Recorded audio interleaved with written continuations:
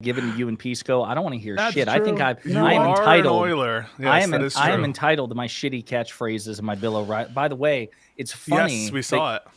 You saw my Bill O'Reilly video? Yes, Dude, fuck Bill O'Reilly. Listen, yeah. Let me tell you, that guy, he says all the time, he's like, everybody who knows me knows I go right down the middle. I just call balls and strikes. But I got to say, maybe the Pentagon putting these, requirements in place for reporters, maybe that goes a bit too far. Yeah, it's weird that a reporter would be against a rule mandating you to be like a North Korean style presenter, and you always take the government's position on everything.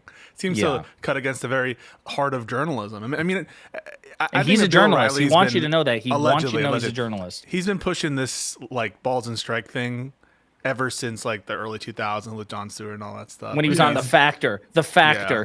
Oh, do you guys remember the speaking of Jon Stewart? Do you all remember it was the year was 2012? It was a simpler time, and Bill O'Reilly and Jon Stewart had, I think it was called the Rumble in the meticulously air conditioned auditorium, and that's the Bullshit Mountain one, right? The Bullshit Mountain one. Yeah, do you guys remember that? Yeah, I remember Hutch? that. Yeah. No. You don't remember the? It's before IRI's time. He's too young. I wasn't paying attention to politics. You weren't? Not in 2012. No, I started paying attention like 2016. Damn. Yeah, you got to remember, IRI he was in music videos. He was like a Hollywood celebrity. He's a late bloomer. I think I saw somewhere. Were you back on with? I'm blanking on the fucking group. Yes, he was. Again? Were you on stage with them again? This weekend I was on stage with them. Yeah. I was in a festival. Awesome. When we were young, it was like a bunch of emo bands like Blink 182, Avril Lavigne in Vegas. Did they get your autograph? I took a picture with Avril Lavigne, met her, and some people like that. I want to see that picture because after that not so erudite picture with Gavin Newsom, my entire I feel like I'm 2 degrees away from everyone famous. You are. It's like 6 degrees of Kevin Bacon, but 6 degrees of IRI. Pisco, did you just say I'm 2 degrees away as if you're not co-hosting a podcast with someone who also took a photo with Gavin Newsom? Oh, you did? Wow. You didn't even see it? No, I did see it. I did see it. He put it in the group chat. He spammed it like 40 fucking times. I fucking saw it, dude. Chat, you love Gavin. You're so charmed at this point. This is how, by the way, how easy it is to get like the new media people to just stan any politician is just to give them 1 ounce of attention. It's the other way around. I gave him money and now I get taxed. So. Wait, I gotta know: is he as good looking in person as he comes off on? Oh my God, camera? He's pretty good looking. He looks like he was in a frat. Oh fuck yeah! Was he just posted in the partner lounge for anybody to come up to? No, this was like an exclusive thing where like certain people with connections got in, and then a bunch of people dropped out because they're like, "What do you mean we can't live stream the one-on-one?" So I thought it might be a little sketch, but it was actually like a really good conversation. He in contrast to Ken Martin, was there asking the right questions, like, what the hell is Twitch? What's Facebook? What do I do? How do I reach out to these communities that you guys are like, catering to? He asked, what is Facebook? Not literally, but he's like, what's Discord? What's the difference between Discord and Twitch? Like, what do you guys Martin into? did or Gavin did? Now this is what Gavin was asking the right questions, and the right question is, what's the difference between Discord and Twitch? Well, the real questions were, how do I reach out to these communities? What are your guys' concerns? How can you mobilize like your communities to help like us? Like the thing that Ken Martin didn't do. So Hutch, Pisco, did anyone reach out to you guys about this? I didn't hear. Oh no, yeah, no. This fucking idiots. Like, no offense, not you, Soyko, but these guys. Like, who did they reach out to? Fucking Denims and Hassan's Orbiters. Like, what the fuck, man? Oh, there's some saltiness. It was like a whole. It was a whole. It pisses me off that they don't reach out to people like us. Like, like what the fuck? Can we shine a light on that for just a second? Because I actually do want to draw attention to him. By the way, we're not alone. I think even David Pakman's been bitching about this lately. Oh yeah, he did. Yeah. After the election, we were starting to see. I know I was starting to see a lot more success in terms of getting responses from Congress people and senators. It almost seemed like they learned the lesson, like, okay, social media presence matters, and we need to cast as wide of a net as possible. I gotta say, over the past several months, that has been it's like gone to back where it was pre-elections. Very difficult to get in touch with people. And now Soypill's soying out over Gavin Newsom asking what the difference is between Discord and Twitch. No, I mean, other things. I think it's great that Soypill was able to land that, and he hangs out with Ro Khanna every fucking week. I mean, they go bar hopping together. It's insane. And Taylor Lorenz. So he's and he doesn't get any shit for that, by the way. I get shit for being like a communist, and Soy Pill's best friend is Taylor Lorenz. I mean, what's the deal there? Did Taylor know how close you are with Hutch? And the mad shit that Hutch has talked about Taylor Lorenz? When she was talking shit about Hutch, I texted her. I was like, I think you think that Hutch is Dan Saltman. And she's like, you're right. I do think that Hutch is Dan Saltman. And then she deleted the tweet. Does she still think that Hutch is Dan Saltman? No, she now knows who Hutch is. Yes. Gotcha. I doubt I pop up on her radar very often. No, it was just like during Pillow Talk or something. It's like one tweet happened, and she's like, "This guy's this crazy Zionist like freak, right?" It's like, "Oh no, whatever you're criticizing him for." She's specifically, you're talking about Dan Saltman, not Hutch. So now I gotta know. I gave you shit in the text thread. I gotta know. Did she demand a full audit of your finances when you went to get the check? She didn't. In fact, she paid and then I Venmo'd her. So it was, Yikes. She didn't even know where the money came from. Venmo is well known as a nexus of dark money, so I would be careful. Dark money. Yeah, I learned it from Matt Gates, but Taylor isn't 17, so I don't know if we don't know how old she is. Isn't that the meme? That's that the meme? That's See, I'm catching up. You guys make fun of me all the time for not knowing shit about like streamers and streaming culture, which is, of course, one of the many reasons why I'm leaving. But I know more than what you think. I know that there is a meme about Taylor Lorenz's. Do you have spies, birthday. Jessiah? Because certain like people have spies, like certain content creators, they have spies everywhere feeding them information. Informed. No, you know the sad thing is, really, it does come down to you guys and Aaron, straight rate. Yeah. So like, if I need like a communist. Yeah, exactly. Well, you gotta have a wide range of sources. So I have people as far right as Hutch and IRI, and as far left as Aaron giving me my information. So Hutch, the rabid Zionist. yeah, and you as far left too. I have the communists blocked, and I don't know where Soy Pill falls, but anyway, Soy Pill's kind of part of the gangster left, slightly left of Hutch. I'm somewhere in the middle there. So you're enlightened centrist. Seems about right. But you think you're to the right of me? I'm definitely to the right of you, Pisco, but barely. Like, who's the rightest person in the group here? Is it me? We're all libs, so this is like a silly distinction to make. I would say. I think I'm the most left-wing person.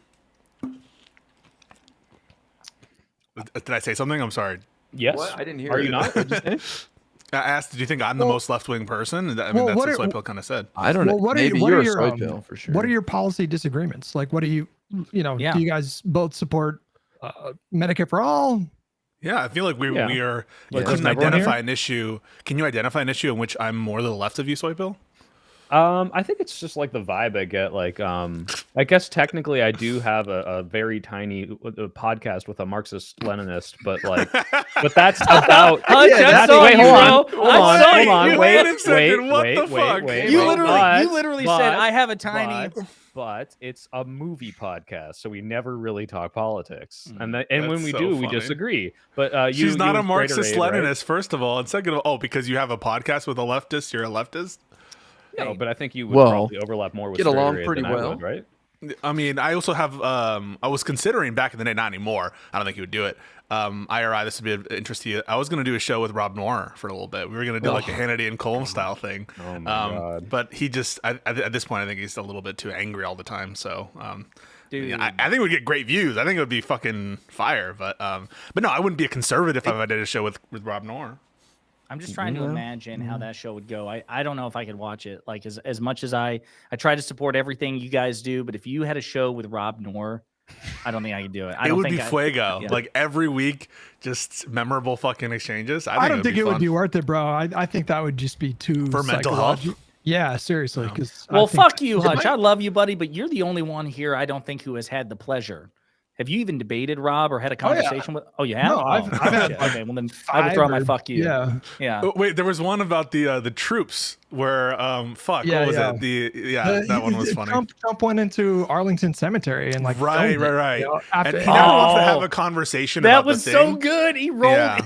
Hutch rolled him so badly on that one. I forgot about that. And then I think I saw a Hippy Dippy or something, a panel with IRI where Rob just lost his shit at you. And was it Andrew? And Pisco was on that panel as well. Remember. Yeah. Oh. I won't talk to him. He's so annoying. He just I won't talk to him because of how unkind he is to Pisco. I know Pisco doesn't give a shit, but like, it drives me nuts that Pisco will patiently talk to him for like 3 hours, and he'll be like, and at the end of it, he'll walk away saying, "You're so disingenuous, Pisco. You're a liar." It's like, fuck you. Bro. He doesn't wait till the end. I wish he waited until the end. He doesn't even do that. Like, no, he doesn't anymore. Oh, really? Well, so I'm about to post a couple. I have some Rob Noor debates in the bank that I've never posted. So I'm posting some of them, and going back on them, I can see like how polite I am to this guy in these early conversations. And it's just how it's disintegrated since then. And as soon as you like finally break the like, well, I'll be nice to you for 2 hours, and you're like, okay, dude, fuck you, that was bad faith. They're like, whoa, dude, you're totally coming at me. How dare you? Like, I've been nice, and now you're trolling me. And it's like, oh, you God, gotta so fragile. You gotta put yourself in their shoes. Like if you're like a MAGA supporting influencer, I mean, we all remember the Biden years. So sometimes that was difficult to defend, like we all did it, but sometimes it was like kind of exhausting. We didn't even have to come close to what these people have to rationalize. Like they have to find a way to explain why they're okay with Donald Trump saying he would consider pardoning a woman who was convicted of raping children. Like we've never had to do that. And there's like shit on Americans. Like that AI video is wild. That's sorry. Yeah. Harry Sisson, and then Vance responded to him, right? He's like, I'll ask him, Harry. I'll ask. We are living in a bizarre matrix world where the president of the United States is posting AI videos of him taking a dump on Harry Sisson, and JD Vance is trolling about it. Well, Pisco, it's much worse than that, because it's not just, like back in 2016, Trump posted stuff that was like the really crappy Photoshop, Sony Vegas stuff of, Trump is, beating up CNN, and everyone freaked out about that. And that was bad, don't get me wrong. But now it's, hey, I detest the millions of people that came out and protested against me this week, which is like, I don't know why that was the thing that made me go, oh my God, like that made the hair on my neck stand up, because it is the stupidest fucking thing I've ever seen. But like the idea that like there could be this massive movement against a president, and the president says, I hate all of you, I'm going to shit on you. That is like it must be how the MAGA has felt for the past 10 years when like Joe Biden says like there are some bad MAGA people. Remember they're all showing up because Biden was like he did that. MAGA Republicans is what he called them, and they lost their minds. Yeah, what did he say? It was that Hitler speech he gave. Independence Hall speech. Red light. He had his fists up and there was red light. Can I tell you too, real quick, when it comes to Biden having his fist up, I don't know if you guys remember this, but this one is indelibly seared into my memory, and it'll probably be one of the last things to go if I ever die of Alzheimer's. It was Biden giving his speech after his victory in 2020. So it was before he was inaugurated, but they had the big victory speech, and then Vice President-elect Harris spoke first, and then she introduced Biden. It was the funniest thing. There's probably clips of it out there. Biden walks out on stage with his masks, and he's well known for his like fist bump or whatever, but he brought both fists up for some reason. And I'm like, are you about to deck Kamala here? It's just the funniest thing. He went up like this. Fired up, bro. It's like the Elon Nazi. He was fired up. He was. 2020 Biden was different. Remember when he gave that speech out in the deluge? It was like a torrential downpour, and he didn't die. No, you don't remember that? I don't remember. All right, bro. Dying, come on, you remember that? You don't remember? It was cold with Bernie in the mittens. Yeah. Okay. Well, listen. So people are asking in chat, was this? Whoa! Look at that bicep. Wait. Do that again. Thank you. Stop it.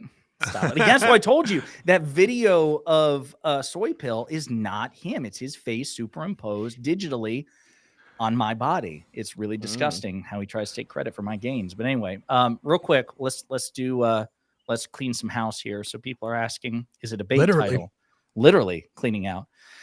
No, it's not. I am leaving. And I want to be very clear about this, because I'll be honest with you, when I was like in between videos and I checked Twitter and everyone's like, he's leaving because of Hutch, this last conversation with Hutch. I'm like, I was like going to wait to tell everybody why, or the audience why, but I had to like post like a bunch of disclaimers. So let's go ahead and establish the timeline here. And Pisco and Hutch are the ones who can probably establish it the most, because it actually preceded IRI and Soy Pill. But at the time of Akana Boy leaving, I was also thinking about leaving as well. This was something that's been discussed for weeks. Months, right? I guess. How long has it been since Akana Boy? Maybe weeks, maybe months, weeks. However long it was since Akana Boy left. I was thinking about it, because you got to remember at that time, there was so much drama going on that Pisco was doxxed, Hutch was doxxed, I was doxxed. I think Econoboy was worried he was going to get doxxed. And so there was that shit going on, and it was just really soul crushing. I'll be honest with you. I took Econoboy quitting the online sphere very, very hard because, Pisco's been up and coming for the past year. Hutch is doing his thing. Econoboy was gaining momentum slowly but surely. He was on Tim Pool. And with Econoboy not just leaving the show, but quitting online politics, I really took that as a blow to the space, because I'm sure you would all agree, Econoboy, even if you didn't agree with his policies, as a debater and a communicator specifically for economics or liberal or leftist economics, he was a really strong voice, kind of like how Pisco has been for the law niche.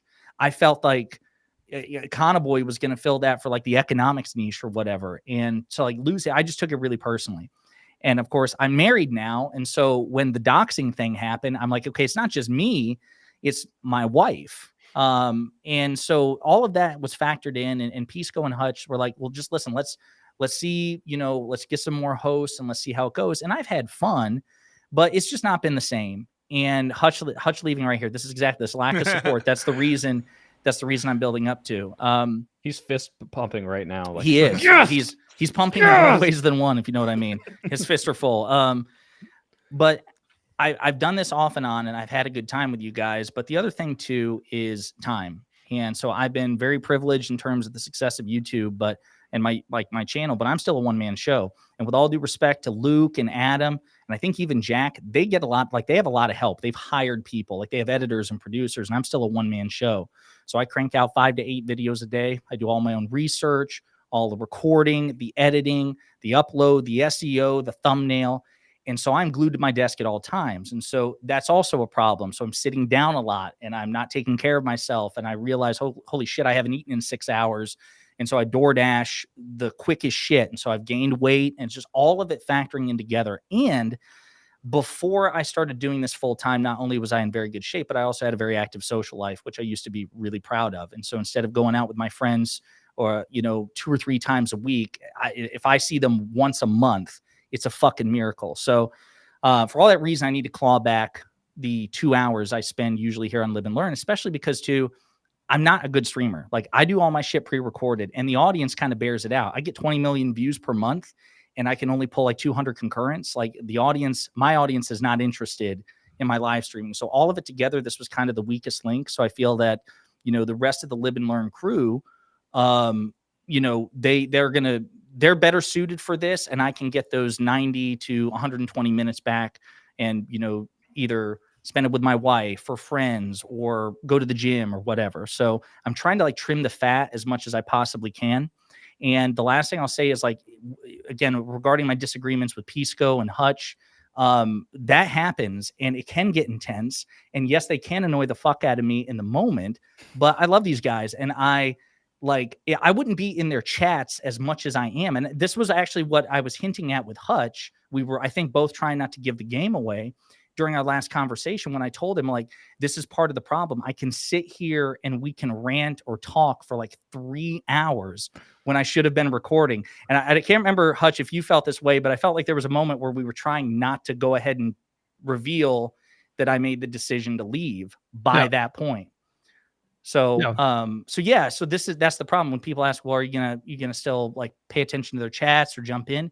Probably, but that's part of the problem. I have very poor impulse control, and so I can get one guide and I can get roped into these 3-hour conversations and like totally ignore my other responsibilities. So I really got to step back, and that's all I'll say. I still love these guys. Donate a shit ton of money to them, so they have my support. And that's it. You just said you get 20 million views on YouTube a month, right? Yeah. Yeah, you could probably donate more then, right? That's really what we're doing. I streamed from TwitchCon. He said I said something stupid. He dropped his phone and broke it, so he donated $100 to me. I'm like, dude, buy a new phone. What are you doing? No, I got to tell you that too. So that was funny. So it was, again, so when I get some free time or whatever, if I'm like walking or if I'm doing anything that doesn't require my full attention, and sometimes when it does, I'll have Pisco in, or I'll have Hutch in, I'll have IRI in, I'll have Soy Pill in. I've been in your chats a lot of times and donoing. And, I guess it was this past weekend. And it happened again, like every time I'm like done cleaning the bathroom, because this happened with Pisco too. I have soy pill in my ear, and I put the phone in my pocket, or I tried to. I have it in my hand, and I'm walking down the steps, and I hear soy pill say to a female co-host, "Hey, look at this hog." Or so he does. He says, "Hey, look at this hog." And so I drop my phone, and the phone clatters down the steps, and it breaks my privacy screen. Anyway, and he was talking about, he was talking about a fat Republican. The young Republicans. We were looking at those guys who had their texts leaked. And but it threw me the fuck off when he said, "You and Soy Pill's hog and Hutch and Soy Pill's ass." I mean, we have some major HR complaints, which is another reason you're leaving. And he said it to a female co-host too. Dad penis? Like whose cock is Hutch's dad looking at? Was it Hutch's cock or? Wait, it was a joke. Hutch said a joke about his penis. But anyway, right. I want to say to Jessiah, yeah. I've said multiple times over the course of our collaboration on Live and Learn, I kind of view you as a mentor in this space. I really enjoyed, all the time that you've given to Live and Learn, even when it's tough for your schedule. You work like really crazy. But yeah, I just want to say I super appreciate that. I don't suspect that this will be the last of your collaborations with us. I'm sure you'll hop on stream a bunch. And so, yeah, just best of luck. And thanks again for, this whole thing was your idea initially. And so appreciate you. Yeah. Let me jump in and also say that I don't exactly remember. I think I met you because of a WIC panel you jumped on afterwards. I'm not sure how we started hanging out with each other, but you quickly became like one of my favorite people in the space. And, we chat offline constantly. And, so I value you as a friend and as like a veteran who's been doing this shit for like a really long time. You have to protect your mental. And so, I reached out to you and I was like, "Is this about the drama?" And you said it was about time. And so like, if it's about that, then I fully support it, but you will be missed. And I appreciate the conversations we've had. And I think you contribute a lot to this dynamic. And so I appreciate it. And I do want to underscore that before obviously IRI and Soy Pill give their very passionate speeches that I'm sure they prepared. And I expect it to be fucking powerful, gentlemen. I will say, like, one of the things that I try to do in this space, coming from like a real normie background is, like my introduction to it was obviously through DGG and the canvassing stuff and whatever. And there's so much of the lore about streaming in general and about specific streamers that I didn't get. And so even though I tried to be friendly with everybody, I did not consider everybody that I met friends per se. They were work buddies for the most part. But the difference is, so I can say this especially with Pisco and Hutch. I think with IRI and Soy Pill too, especially IRI when we were at the DNC together, to me, the measure of a friend is will you talk about shit besides work? And obviously work for us is politics, streaming, content creation. And, Pisco, I hung out with Pisco when I took my wife to New York City. He met my wife. They hit it off. We went to not a Hornets Sex game. in the City. Liberty. Well, hang on. We had the Liberty game, and then before that, we went on the Sex in the City tour. We drank Cosmopolitans like Carrie and Miranda and everybody else. Hutch and I have had conversations where he's given me advice, like, even about like the doxing thing, for example. Like he because he's had experience with this shit. Like I was really freaking out about my wife. He called me and talked me down from the ledge and stuff like that. IRI and I have had conversations ranging from, what he did before politics all the way to his skincare routine, because this guy's in his fucking 40s and he looks half that age, right? And he's shaped and he looks better. He looks even like younger now. Yeah, it's insane. And then Soy Pill and I recently we've just now connected. He's the most recent connection I've made. But like we text off and on and shit like that. And so I do consider all of you friends, not just work buddies. And so I the same thing with the Econo Boy too. We still hear from him. So yeah. Well, I'll just say it's unfortunate won't get to hang out with you because I was excited to get to chill with you every week. But we had a blast at the DNC, and I know I can hit you up anytime, and you're not going anywhere. You'll be around. And listen, I want to say to you, Jessiah, if you choose to take Mondays and do jack shit, sit on your ass, you have my support, buddy. Please don't feel any pressure to do anything. If you want to be in the comments, the whole podcast, hanging out, you do whatever the hell you want, buddy, because it's your life and we support you no matter what you do. I appreciate it, bro. I really do. All right, Soy Pill, go ahead. Yeah, knock it out the park. I mean, on my end, it's been so quick. It feels like when you join a new job and your boss quits 3 weeks in, and they're like, "Thanks for taking my spot, idiot." Like I'm out of here. But no, in all honesty, like you did feel like the dad of the podcast. I really did appreciate your energy and like the control that you had over it. And I mean, it's not like it didn't run when you were gone, but I missed that, like that presence of like, all right, you're doing it right now. You're in between Hutch and Pisco, and you're like, guys, stop. So we got big shoes to fill, and I'm going to do my best to fill them. And I really appreciate everything you did and having me on. And I know you're not going anywhere. You're still in the space. If you were leaving politics, I would come to your house and slap you, but you're just leaving a podcast, and that's fine. So yeah, no, 100%. Like, yeah, at this point, I really do like, all the stuff we talk about the rise of fascism or whatever. And like, I'm sure as we're going to get into for the remainder of the pod, like shit's getting worse. And so again, I understand why Econoboy did what he did. I understand his many reasons for doing so. I'm not prepared to make those decisions. This is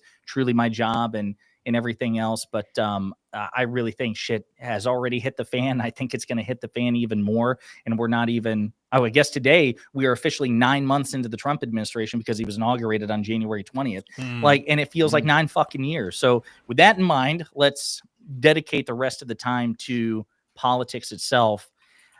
What about the No Kings protest? Can we start there? First off, I don't know, and if any of you want to say that you did or didn't, I did go to mine here in Charlotte. Did anybody else participate in a No Kings protest in person? Yep. I wasn't able to, but I did in a little way. You did? Because one of the band members wore a No King shirt. You're kidding me. Yeah, and I was stoked. I was like, bro, that's huge because that took planning and it made the whole band seem like they were, for the protest. So I thought that was cool. And I was on stage with them while he was wearing that. So, okay, a little that's part, awesome. I guess. I mean, that got outreach, right? And so I went to the one in San Diego, and this isn't like a doomer thing, but I remember why I don't go to some of these protests because they're so unorganized sometimes. I wish this is what it should be. It should just be everyone goes out with their signs, marches, shows their face and all that. But they had this like thing where they were, like having different speakers speak, and the audio wasn't very good. And it was a bunch of people like, all right, here's the 7 minutes of like, Native American tribe music to honor the fact that we're on stolen land. And I'm like, guys, come on, can we just do the quick, like, let's hate Trump, let's do it, and let's go home. And also, it's the same as the first No King. So as much as I'm happy that everyone went out and support and showed like, hey, we're not okay with this. Man, Democrats, it's organized better. Come on. Can I tell you something too? You mentioned the speeches. And so I don't know if any of you had this thought, but I know I did. I deliberately timed it so that I was getting there when the speeches were wrapping up, not because they weren't important, but I'll be honest with you, the Charlie Kirk thing still kind of fucks with me. And this being an outdoor, like it was an outdoor event, and yes, police were there, but it's not like they were standing behind plexiglass or whatever. And so like, the speakers there, in my opinion, took a risk. I was actually quite frankly surprised because I guess in LA, Brian Tyler Cohen actually spoke on stage too. And I'm thinking to myself, like, people are bold to do that in this day and age. And given how much in advance, which I'd also like us to talk about, MAGA Republicans from Trump to Mike Johnson, everyone in between, were calling it fucking hate America rallies, right? Like if you want to prime people to take literal or metaphorical shots at No Kings, that would be the rhetoric you use. Well, I was going to say one positive thing, the amount of American flags I saw there, which is really good optics, because the people were there like, I love this country, not I hate America. I love this country and I want it to not be ruled by a dictator. I will say that was very nice. But I don't know. I'm on the IRI train on this one now, Josiah. I don't think anyone cares about Charlie Kirk anymore. So I think you are overly worrying. In fact, Charlie who? What happened? No, I don't. Yeah. Go ahead. Sorry. You have to live your life like you can't just it's like the terrorism thing. You can't let it affect how you're going to do your day to day. I will say one thing. I want to take a shot at Ryan Mullally and these other people who are like, hey guys, congratulations. It appears there's no more kings, who are like deliberately misunderstanding the purpose of like the No Kings March. It isn't presupposing that we currently have a king. It isn't saying that we are in a state where like there's an actual monarch. It's calling out obviously the authoritarian tendencies that resemble what a king might do in Trump. And so I just find it incredibly fucking annoying when I see all like, oh guys, we don't have any kings anymore. It's like, dude, can you stop being Amelia Bedelia about the fucking name of this protest? They're just being purposefully obtuse, I think. Like well, he was duly elected and there was a peaceful transfer of power, and it's like, okay, well, there's a lot of stuff that happened in between and after that, but you just want to focus on the process of him being elected, I suppose it's and it's Biden to thank for the fucking peaceful transfer of powers, precisely because Democrats were doing the transfer, that there was a peace. I remember, I don't know if you guys caught this, but the Free Press, which now apparently controls CBS, before the election, a couple of days, Barry Weiss moderated a debate between Ben Shapiro and Sam Harris. And it was interesting. I mean, it was a really good one. Harris cleaned Ben's clock, and it was about, Kamala and Trump. And Sam Harris said, he goes, the thing is, Ben, and he put together this really interesting thought experiment. He goes, we don't know how the election's going to go, but he goes, I just want you just to take this sentence and tell me, based on this sentence, who probably won. On January 6th, that there is a peaceful transfer of power with no protest. In that situation, who probably won? And even Shapiro was forced to admit that, okay, in that hypothetical where we don't know who won, we can infer it was probably Trump who won, because if the opposite occurred, there would be all kinds of shit going down. So it's funny for me that they're trying to take credit for that. Sam Harris is like a really extreme example of a mixed bag, because sometimes he really does come out with these brilliant arguments. And then there's other times where he comes out with like an op-ed blaming like trans issues for Kamala's loss. You know what I mean? So yeah, I just want to say, I was just gonna say, I would have wrote the article like, should we preemptively nuclear bomb a country in the Middle East? It sounds like something he might have written, to be honest with you. Yeah. Anyway, go ahead, Aria. Sorry. I was going to say, I would have gone to a No Kings protest, but I was busy with the festival all weekend. That being said, Hutch and I went to the first one, and we had a blast, and we had American flags, and I was also happy to see all the flags. I think people made a point of bringing flags because, patriotism goes both ways, and I do think the left needs to step it up with overt displays of patriotism, because people think we're not patriotic. I guess you have to show people nowadays, but the thing I was impressed by was the numbers, 7 million plus. And I actually thought there'd be less people coming out for No Kings 2. Right. But I think what happened to me. When Trump was first elected, I saw the Women's March, and I didn't even know it was happening. I wasn't that into politics. And I was like, holy shit, 1 million people came out. I'm going to the next one. And then the travel ban came, and there were protests. So I went out. So I think people saw the No Kings protest and then said, okay, I'm going to the next big thing. And we've had protests in LA, DC, Chicago, but this was the first nationwide everybody come out. So it was cool to see so many people pissed off. It's really, I think, really important for people to go to at least like one protest, especially in the era of Trump, because even though we're not really expecting to extract any kind of policy concessions from the administration or the Republican Party, what it does is it reminds you of how connected you are to other people that share your contempt, your frustration, your anger. And that can go a long way into sustaining energy going into like special elections and midterm elections. It sends a powerful message to the administration that no matter how much they want to pretend like he has this mandate from heaven and he's this beloved president with like 80% approval ratings, when you have the largest, well, I guess second largest, because Earth Day in the 70s was like 20 million people or something like that. But, when you have this many people that are demonstrating, it just sends a clear message to your fellow countrymen, but also other people in other countries as well who take inspiration from American activism. And, this stuff really matters. And so it is performative, but it can go a long way to help fight the black pill right now. Well, it matters because before. Hey, your audio. Your mic just went way down for some reason. Wait, can you hear me now? Oh yeah. Better. Whoa! Don't go too loud. Why is it doing? Something's going on with my audio and my settings. Hang on one second. You guys keep talking. I'll figure it out.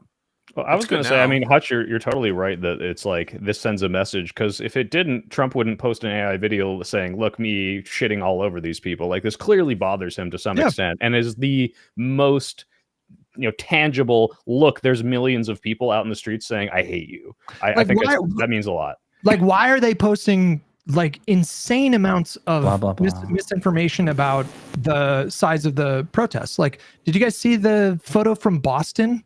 Like, hella, like dozens of like big, right-wing accounts got crazy amounts of engagement. Congress people, Ted Cruz. Ted Cruz posted it, and it's just complete. Like, first of all, this is not something that's even superficially plausible. Like, it's just to remind you that when we're talking about MAGA enthusiasts, these people are just simply just like not very bright. The idea that MSNBC would fake a live feed, something that would be so easily disprovable, and in their minds that's plausible. We're dealing with people that ate a lot of lead or whatever. I don't know, but they're like cognitively limited.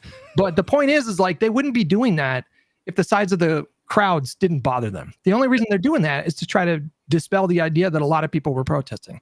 And you saw the other attacks, right? They're like, look at all these old people. Look at this retirement home. Right. It's like, hey, who do you think fucking votes, idiot? Exactly. Yeah, I love seeing. I want you to imagine that it was. Imagine that the protests are mostly. Why is it doing this? Imagine that the protests are mostly non-white.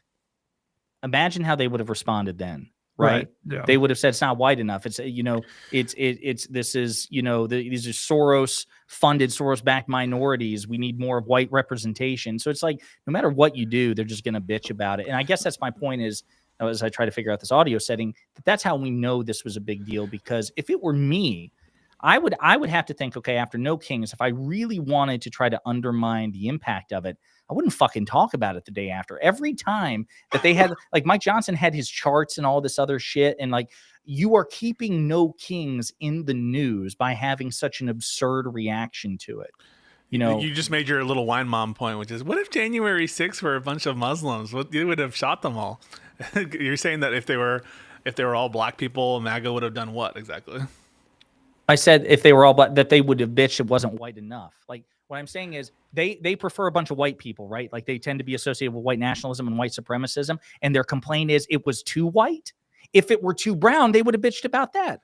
Yeah. Josiah, in your audio settings, do you have the automatic gain? Yeah, automatic gain. No, control? like it was fine until I don't know what happened between like now and the past like 2 minutes. Maybe try turning it on, because like I have it turned on. Is your big hog resting on the dial? Move it over, dude.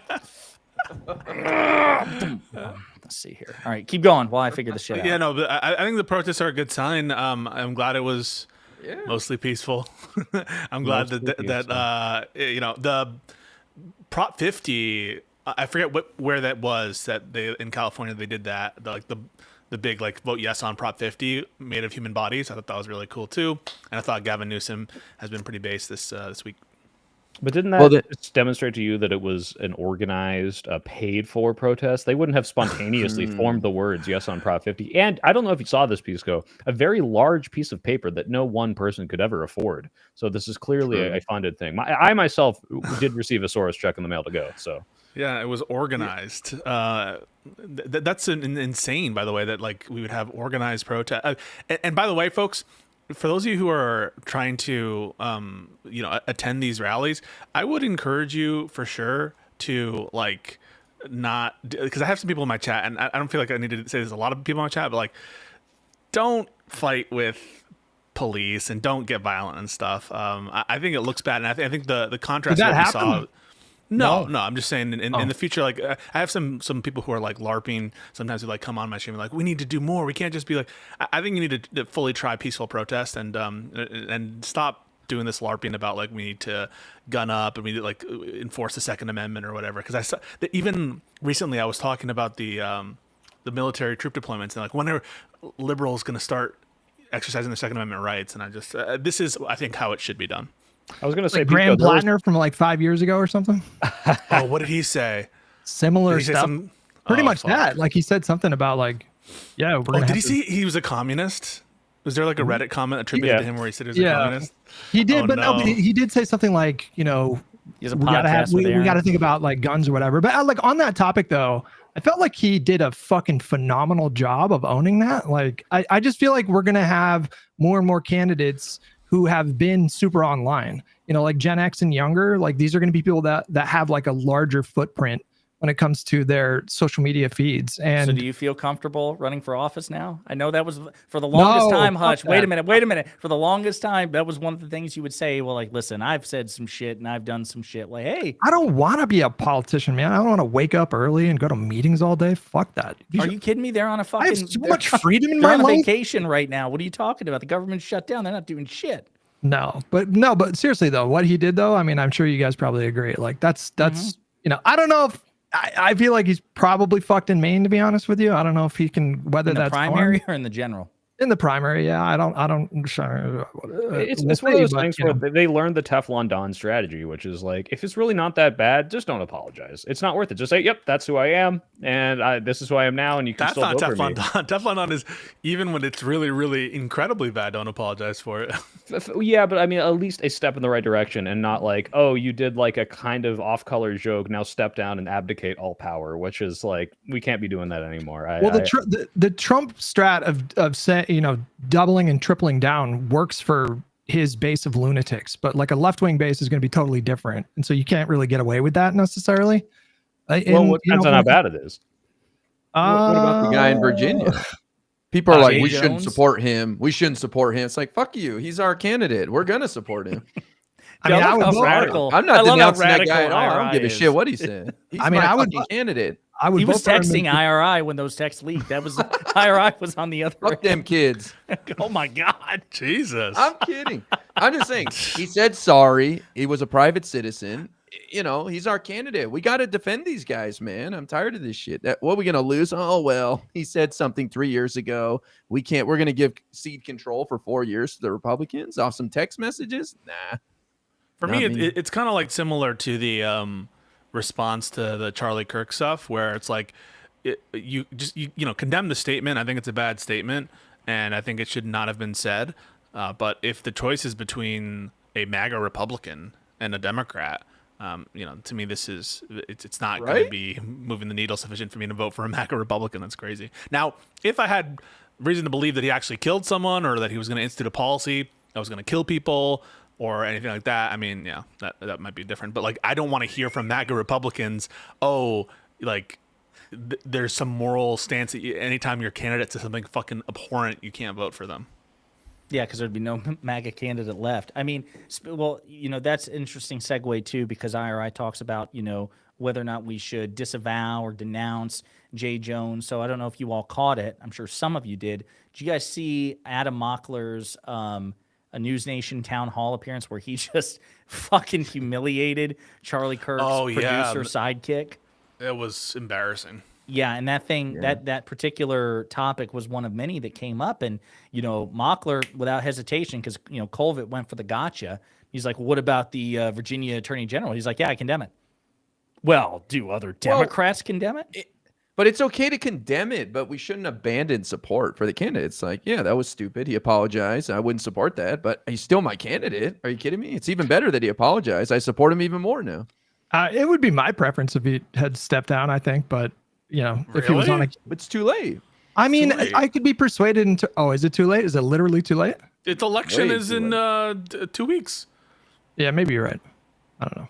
I didn't love those text messages. Those were awful. I would definitely still vote for him and encourage other people to vote for him. But so it wasn't great. But like you said, everybody's going to be able to dig up something about somebody as time goes on, especially now that these younger candidates. I don't know, man. He was talking about like how like the guy's kids needed to be taken care of. That's a bit much. He's saying something horrible. It's an eclectic platform. And it shouldn't have been said, and it's fucked up. It was private. It was private, but that does that make any different, Pisco? So were the Republican texts. Who has said some heinous locker room things? Okay, hold on. I feel like that makes it worse, right? Because like the guy gave him an opportunity to clarify. Let IRI make his case. Let him make his case. All right. Let me piss off people. All right. Let me piss off the audience. So one-on-one, you say certain things is the same as like a group chat with like 20, 30 people. I don't know if it's the same. I don't think they're the same thing, but I mean, I would say that they're private group chats between a select group of people. And I'm not really going to make a categorical distinction there. If it were generally accessible, perhaps I might think differently about that.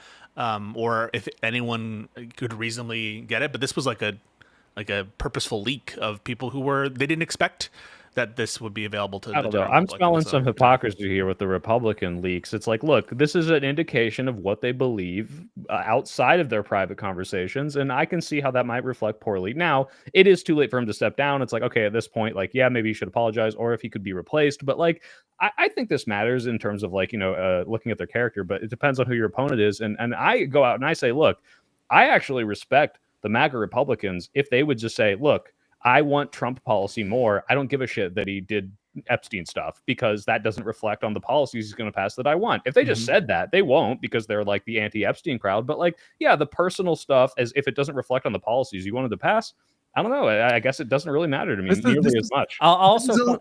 I'm sorry. I gotta throw this in here. I'm sorry because like I don't know. You guys say it's too late, but I think that we have the ultimate relief pitcher when a candidate has to step down late in the game.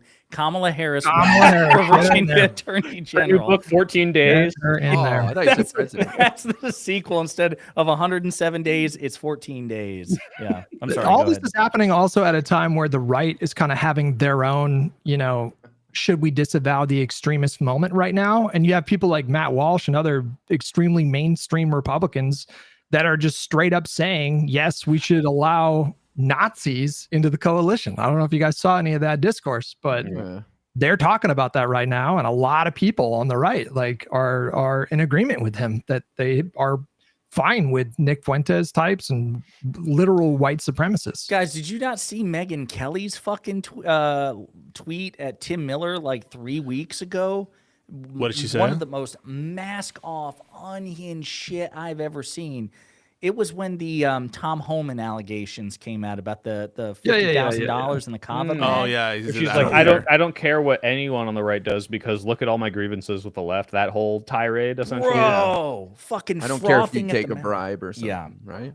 It's a really interesting conversation to listen to about this is a conversation that Ezra Klein had with this. It's like the leader of like national conservatism. He wrote a book on like a new kind of resurgent nationalism. JD Vance invoked him in a speech. And I don't remember when this interview was from, but it's like an hour and a half. And the guy just very kind of clearly lays out their logic. And, at the end of the day, like very simply, they straight up fully believe that, the left, like the entire left, are like an existential threat to their way of life. And as such, you get people like Matt Walsh who says that he's just willing to team up with Nazis, like literal Nazis. Well, you got to understand, Hutch, is they live in a different reality. Like we said, we were talking about, they view the Biden stuff as 100 times worse than the president literally saying, I'm shitting on these protesters. And I think Matt Walsh just had a take where he was like, it's more of a crime to say the N-word than it is for you to kill a white person. Like that's the reality he lives in, where he believes that like saying a slur is more like publicly, admonished or whatever. So like they are just like completely out of touch and psychotic and delusional at this point. So, well, let me ask you, IRI, are you still doing your MAGA debates on TikTok? Absolutely. You doing them every day? Yep. Have you had any since the No Kings protest and Trump posting that fucking video? I didn't go live this morning. I got in too late last night. Oh shit! You're out partying with the offspring? No, I flew in. Oh, gotcha. No. Well, I'm curious. Like, what do you expect? And obviously, you don't know. But do you think? I'm sure it'll come up because I'm sure you'll bring it up. Do you think it's going to move the needle on any of them? Like, the reason that I guess I want to circle back on the AI video is, I mean, obviously, when you think about all the unhinged shit that Trump has said and done, but like, he wasn't just shitting. Like I even took a bit of a quibble with Harry Sisson's response to it, because it would still be bad if he were just shitting on Harry Sisson, given that Harry Sisson is a U.S. citizen and a constituent. But he wasn't just shitting on Harry; he was shitting on fucking New York City, right? And so the fucking city that Trump was either born in or at least lived most of his life in. And so I'm just curious, if you think MAGA will defend that in your debates or calls, or if they're like, no, he shouldn't have said that, but I support him no matter what. Like, how do you think they'll react to it? No way. They'll support it. They thought it was hilarious. I don't even have to talk to them to know that. The only thing they care about is the Epstein files. That's the only thing that gives them pause and grief is the Epstein files. I can get them on little things here or there, but the Epstein files is, they're pissed. Okay. Jessiah, you got to understand is, yes, it is obviously divisive. They might acknowledge that at best, but they think it's hilarious. And like I said, they're so caught up in their like delusional grievances that anything that he does now is justified because of anything that's happened in the past. Like you listen to when we're talking about Ezra Klein, there was the Ezra Klein Ben Shapiro thing, and Ben Shapiro goes off about like, I think the turning point of like, when all of this went bad and all the right was incited was when Obama said that Trayvon Martin's like, would have looked like his son or something. And it's like that was the thing that divided America. That was the thing that ruined the left-right, bridge, not Donald Trump and every fucking insane thing he does. Like, they just take whatever small little thing and they amplify it against, because they're these insecure, Dude, everything fuck is 10 times worse. Yeah, fuck Shapiro. I'll be honest with you. I was so, once I saw that clip, that debate or the conversation was in my feed, I was so hyped for it. But I'll be honest with you. I mean, it's not like Ezra didn't push back at all, but he did treat Shapiro with kid gloves. And just hearing Shapiro, because he doubles down on this, like that Obama was really the catalyst for all of this, and anything that Trump did, pales in comparison to what Obama did, is really excused by, like, the amount of time I hear Republicans blame Trump on Obama, like they have no fucking agency, is really annoying. And I'm trying to think, somebody brought this up in a high profile. Oh, it was Crystal Ball and Sagar and Jetty recently on Breaking Points. They had two recent arguments, and that was one of the points. Say what? Your new best friends. Well, that's certainly not Sagar. Certainly not Sagar. Certainly not Sagar. Yes, when Crystal said you have to choose between me or Hutch, I'm like, well, that's a tough one. It was close, Hutch. But, she brought that up. She's like, look, Republicans have fucking agency. You can't just keep blaming, because he said, listen, sure, Trump, I agree with you. Trump is engaging in authoritarian shit now. He's abusing his power now and all these things. But he's like, you don't think that's what Democrats are going to do to Republicans when they get back in power? And and again, Crystal, who has, certainly not been as effective, I think, as Kyle in defending the Democrats and the Biden administration when they succeed. She's like, no, like Democrats never did this under Joe Biden. Why the fuck do you think that they would match Republicans in terms of a tit for tat there? And so it's just this projection where Republicans get a blank check. They have no agency. They're just responding. It's really fucking annoying. And Sitch and Adam actually, I think, helped pioneer that notion too. Yeah. In a debate with Crystal and Kyle. That's how they first came to my attention. They were on Crystal, Kyle, and Friends, and they were debating wokeness and like the excesses of the right versus the excesses of the left. And they said the excesses of the right suck, but it's because of the left. And I think they even said something similar in a conversation they recently had with Soy Pill. Yeah, the truth of it is that the excesses of the right come from what they perceive are the excesses of the left. The difference is the excesses of the left are innocuous and not that big of a deal, and they thought it was the end of civilization, so they retaliate with what we're seeing now. So it is because of that, only insofar as their reaction to it is completely overblown. But do the excesses of the left, can we blame those on previous excesses of the right? Does that work? Yeah, I think the trans movement as it exists today is because of the anti-civil rights people in the 1960s. Like, I would directly tie those two. Like, why can't we just say the same shit? I don't know. I get off my soapbox. There are problems with the excesses of the left, but the issue is that the right their whole project is about trying to make it seem as though the entire Democratic, like these people are representative of like the median Democratic voter, and it's just so divorced from reality. Like, we do have fringes that engage in destructive rhetoric and do really stupid things, but they represent such a tiny fraction of our coalition, and you just can't really convince MAGA people otherwise. Like, they legitimately think all of us want to fucking mutilate kids out of some sadistic fetish or something like that. Well, it's like with the No Kings protest, there's a video on New York Post front page of a woman going like this to some guy. And they're like, see, that's the left. That's everybody at the crowd. They were all just gesticulating that Charlie Kirk got shot in the neck and you're next. And so, they put this slop out there. And that's how they paint us with, like, I keep calling it a comically large, like, paintbrush that you would buy on Amazon, Yeah. So of course that actually offended me. I saw that because I was like, my Charlie Kirk jokes are way funnier than that, and I'm kind of upset that that's the one that gets Charlie boosted. Kirk jokes. Yeah. What kind of jokes? Like, just like you're making fun of the fact that he died? Weren't you the one woke scolding us about condemning it? No, he said that jokes were okay, but not celebrating it. Is what I think. Got it. Yeah. Oh, hold on. Wait. I didn't even say celebrating it was wrong. I said, well, maybe I did, but let me correct, because I'm writing my script for the video now, and I want to say firmly, if you're happy that someone you don't like is gone, that's fine. But what you shouldn't be celebrating is the political violence, which has horrible downstream effects, gets us nowhere, and incites people. Although, like we've seen, so you're going to celebrate when Trump dies? I just wanted to get you. Absolutely, I'll be happy when he dies. I just don't want him to die from political violence. That bro, the day he kicks the bucket of natural causes, of course. That 4 weeks ago, do you guys remember when everyone like was memeing that he was dead? That night I could not sleep. I was like, guys, whatever plans I have Saturday, I gotta go home and stream when this happens. If he died of something, I believe that. I thought it might happen. It's going to be like when they declared Biden the winner in 2020 and everybody went outside and started partying. Like, it's going to be like that when it happens, 100%. And it's just going to fucking kick off a shitstorm of discourse that's going to last weeks, but whatever. Go ahead, sorry. I was going to say, you mean when he went for his second annual appointment at Walter Reed? Is that what you're talking about? When he was... Yeah. Should we talk about the VRA stuff? I have some questions for Pisco. I want you to like break it down.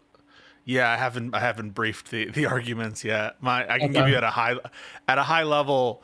They're dealing with whether like race-based districting, which is allowed for under certain circumstances, or where you're allowed to take race into consideration as part of your gerrymandering, as part of your districting, to alleviate right past discrimination and those kinds of like after effects of segregation and slavery. Those were key components of the Voting Rights Act, and now they're considering whether to get rid of them. That's at a high level. I haven't refreshed my recollection of the legal arguments, but I will say legal commentators looking at it seem to be not necessarily overwhelmingly predicting that the VRA section is going to be undone by the court, but I think it's a decent possibility. Well, can I just say real quick yeah. before you said, I want to throw this out here. This is made especially ironic because, again, Piso, you correct me if I'm wrong. I'm pretty sure was it 2013, the Holder v. Shelby County case, or 2013? Yep. Yeah. I'm pretty that's sure the pre-clearing provision. Right. I'm pretty sure the rationale that Roberts had in the majority opinion, basically stripping pre-clearance, is, hey, you've got Section 2 of the Voting Rights Act, so you don't need pre-clearance. Yeah, well, it's the same kind of shit that they talk out of both sides of their mouth, where they pretend that they're leaving open this area where, we'll protect the Federal Reserve from unjust removals by the president, or you can still get a former president for bribery. You just can't bring up the fact of what the official act they did. So it's always this kind of you can bring up the game. quid and the pro, but or the quid and the quo, but not the pro or whatever. Yeah. You can't show that it was because of that. So all of that is me suggesting that the Supreme Court really does seem to be engaged in this shell game where they're just trying to give Trump a win, and there's not kind of a disciplined, analytical reasoning for all their different decisions that it makes any kind of sense. And so you should expect more bullshit to come out of the Supreme Court. And another one is going to be this military deployment shit. Expect a lot of bullshittery at the Supreme Court when that gets appealed. So sorry, go ahead now. Well, I don't know what the other conservatives' arguments were, but I watched a video, I think from Majority Report, where they were talking about maybe Kavanaugh's line of logic that he was using. And I think his argument was that it was fine for the Voting Rights Act to be passed at the time to address, real like demonstrable racial disparities in electoral process or whatever. But there necessarily has to be an end date to that, and I guess he's positing that we're there. Like this is from like O'Connor. Same with affirmative action, right? Like like, look, black people are equal now. What are you complaining about? Like, and they kind of just got rid of it and said it can't be indefinite, which it shouldn't be, but like clearly not recognizing the reality of like this still might have a place in certain cases. That might be racial the reason, discrimination. I'll just say racial discrimination is, especially for like formalized racial discrimination, when you're making classifications based on race, which is what this is about, right? Like this is what we're talking about, are typically governed under the highest level of constitutional scrutiny. And there are very few compelling purposes that will justify strict scrutiny of this kind of racial discrimination. For the longest time, diversity was considered like one of those factors potentially that the court got rid of that. And there have been other intimations by the Supreme Court, particularly by Justice O'Connor, that maybe sort of past discrimination or rectifying previous discrimination, that's a compelling purpose, but it's necessarily time limited. Kavanaugh was a swing vote on a recent other case regarding the Voting Rights Act. So the fact that he's signaling that there has to be an endpoint, to me, suggests that we're in danger. Yeah, we're going to have Laksha on next week, who is more qualified to get into the weeds about what that actually means in terms of how many seats could this possibly net for Republicans. But me and Jessiah got into it a little bit this week about what the Democrats should do. That's why I'm leaving. Remember, that's why I'm moving forward. It's actually fractured this entire podcast. It is. It shattered everything. Fuck you. We're not friends anymore. Lose my number. Yeah. Glad we. No, but I'm just going ahead and addressing it now. Fuck. But I want to hear what my podcast co-host thinks. So, what should the Democrats do moving forward? Should they run on expanding the court more specifically? Yes. In my opinion, yeah. I think that I agree with what I take to be Jesiah's basic outlook, which is you need leadership if you want to see changes in public opinion, and if this thing is a necessary precondition to preserving our country and also achieving good results, you need to somehow effectuate the thing that it is you want, right? The thing that we want is to have a more balanced court. The thing we want is to have a court that isn't as politicized. And in order to achieve that end and to rectify the past court packing that was done under the Trump administration, you need to do something. And I can't think of anything better than trying to convince people that that's the right thing to do. I just want to give a point of clarification. That was actually Hutch's position. My position was not that. I do not support court expansion. It's Hutch who believes in court expansion. Hutch, it's time. We don't want to bury the lead here. Mm-hmm. Yeah, no, obviously, yeah. I'm sorry. We can get into it more, but let's hear. All right. What was your position? I don't know. Are you saying pack the court in response to the VRA being gutted, basically? Is that what you're saying? Yeah, well, I mean, it would be more like anti-gerrymandering. We should probably get into that as well, because I think there's a unique opportunity, because if they really do steal 25 seats, then I feel like the Democrats could push a national discussion about just banning partisan gerrymandering. But we're more talking about should the next Democratic candidate in 2028 run on, I want to expand the court, so help me get a Congress to deliver on that. Yeah, I think they should. Sorry, IRI's responding on that. Go ahead. I'm curious, Pisco, what you think, and I'll respond. Well, I just want to say, this has been my position since the Merrick Garland fiasco, that they needed to respond to the Republican court packing. And so none of it's all been bolstered, I think, by recent baseless decisions by the Supreme Court. But people don't really internalize the extent of the Republican court packing in that era. And they don't really feel that it is court packing, even though it very obviously, in my opinion, is. So that's yes, the VRA stuff, the Trump versus United States, the CASA decision, every other bullshittery that's coming out of the Supreme Court is contributing to that argument. But this has been my long-standing position going back as far as Obama's term. Yeah. Well, can I clarify? Oh, sorry. Go ahead, Ira. Well, I'll just say I don't know if court packing is going to solve the problem. I think term limits is more of a permanent solution. Obviously, it'd take constitutional amendment, and you could change the number of justices just through a congressional act. So I understand why the interest is there, but I'm not sure it's going to solve the problem. I guess I think Trump's going to do crazier and crazier things as time goes on that perhaps could lead to some other solutions that we aren't really thinking of right now. But I think this is just the beginning. So I also am very curious to see what the outcome is if they do gerrymander a lot more of these seats. They may not win them, like in Texas. They're banking on Hispanics to continue to vote for conservatives, and there's a lot of polls showing Hispanics are moving back to the left, disappointed in Trump's actions. My position on it is, even if I kind of agree with you, I don't know if the packing itself would solve the problem, but I think running on it is going to be incredibly good messaging, because it's hey, we are absolutely doing something about this bullshit. You're watching and hearing all this reporting of, hey, yeah, they're ignoring this and they're subverting this law and they're going around this, check and balance. And it's hey, let's do something about it. And if the only messaging from Democrats is well, we'll just stop them by doing what we've been doing for the past 10 years. I know that's not exactly what they're saying, but some people do perceive that as, kind of a non-solution, where it's well, Gavin Newsom's able to redistrict, and the way that they're doing it in Texas, that seems like fighting fire with fire. If you're going to let them get away with stealing a whole Supreme Court seat like they did in 2016, then what are you going to do if they do that again? Are you going to steal a Supreme Court seat? Are you going to pack the court? What are you going to do? And if there isn't a solution to that, I know a lot of Democrats aren't. I don't think it's going to be the reason we win or lose, but I think it's good messaging to at least have that out there and say, yeah, we're going to at least try to do slightly less slimy versions of fighting back against this. We have a super chat here on this topic. It's a thing Democrats should be willing to do, but campaigning on it is a different question. Are voters motivated to vote for a Democrat over this issue, or is it more like 2016 where they didn't? Which I think kind of speaks to some of Hutch's reticence to make this an issue. So, Hutch, if you want to take that particular super chat, because I think not that it totally encapsulates your views, but I think it touches on the efficacy of using this as a campaign issue, which is something you take issue with.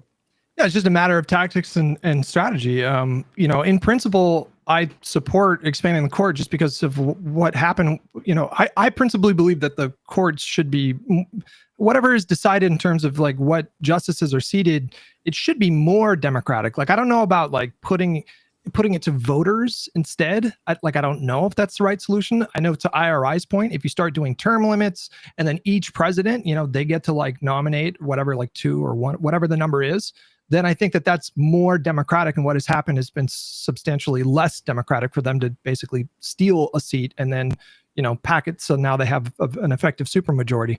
The problem is that, in a nutshell, it's just not a popular thing.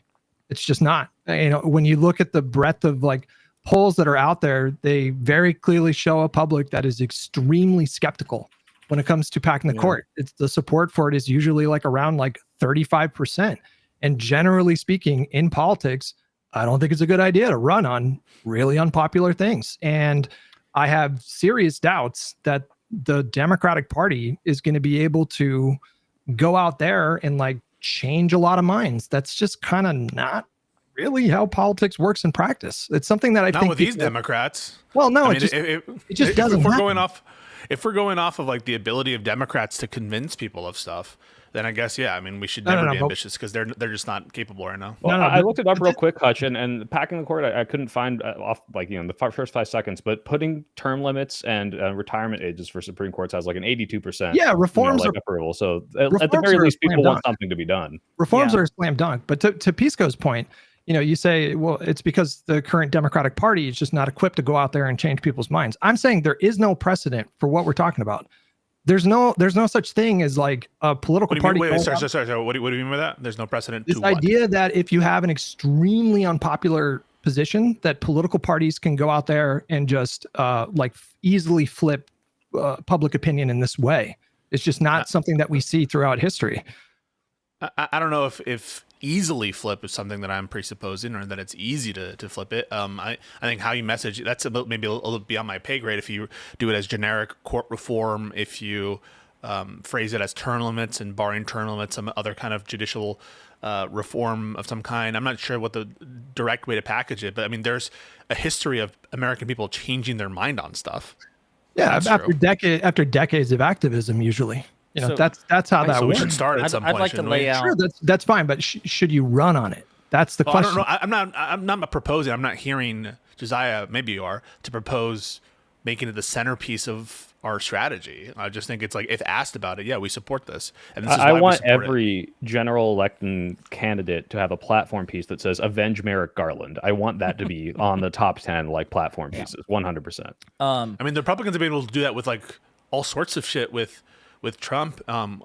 They changed their entire policies in so many ways. I mean, and you're seeing massive shifts right now in terms of popularity with respect to Israel. That's something that people's minds are being changed on. So I don't agree that you can't change people's mind on well, I mean, what you're proposing is something different though. Like let's say, for example, the Supreme Court over the next year, they hand out, 10 just egregiously bad opinions. Then you can start to see that opinion shift. But for a political party to take an issue, I just feel like we're already there, Hutch. I mean, I'm just noticing what the Supreme Court is doing and has been doing for the last 8 you're years. But you're very plugged in, super engaged. We're talking about the average voter. Roe v. Wade, the average voter saw that too, and that was a massive decision. But even after that, the support for packing the court is still down in the fucking mid-30s. So I think it depends on how you ask the question. If I could lay out just kind of the case that I was trying to make at the time, and here's how I look at it. And it's not just the voting rights challenge. It's obviously the culmination of all sorts of disastrous and consequential decisions.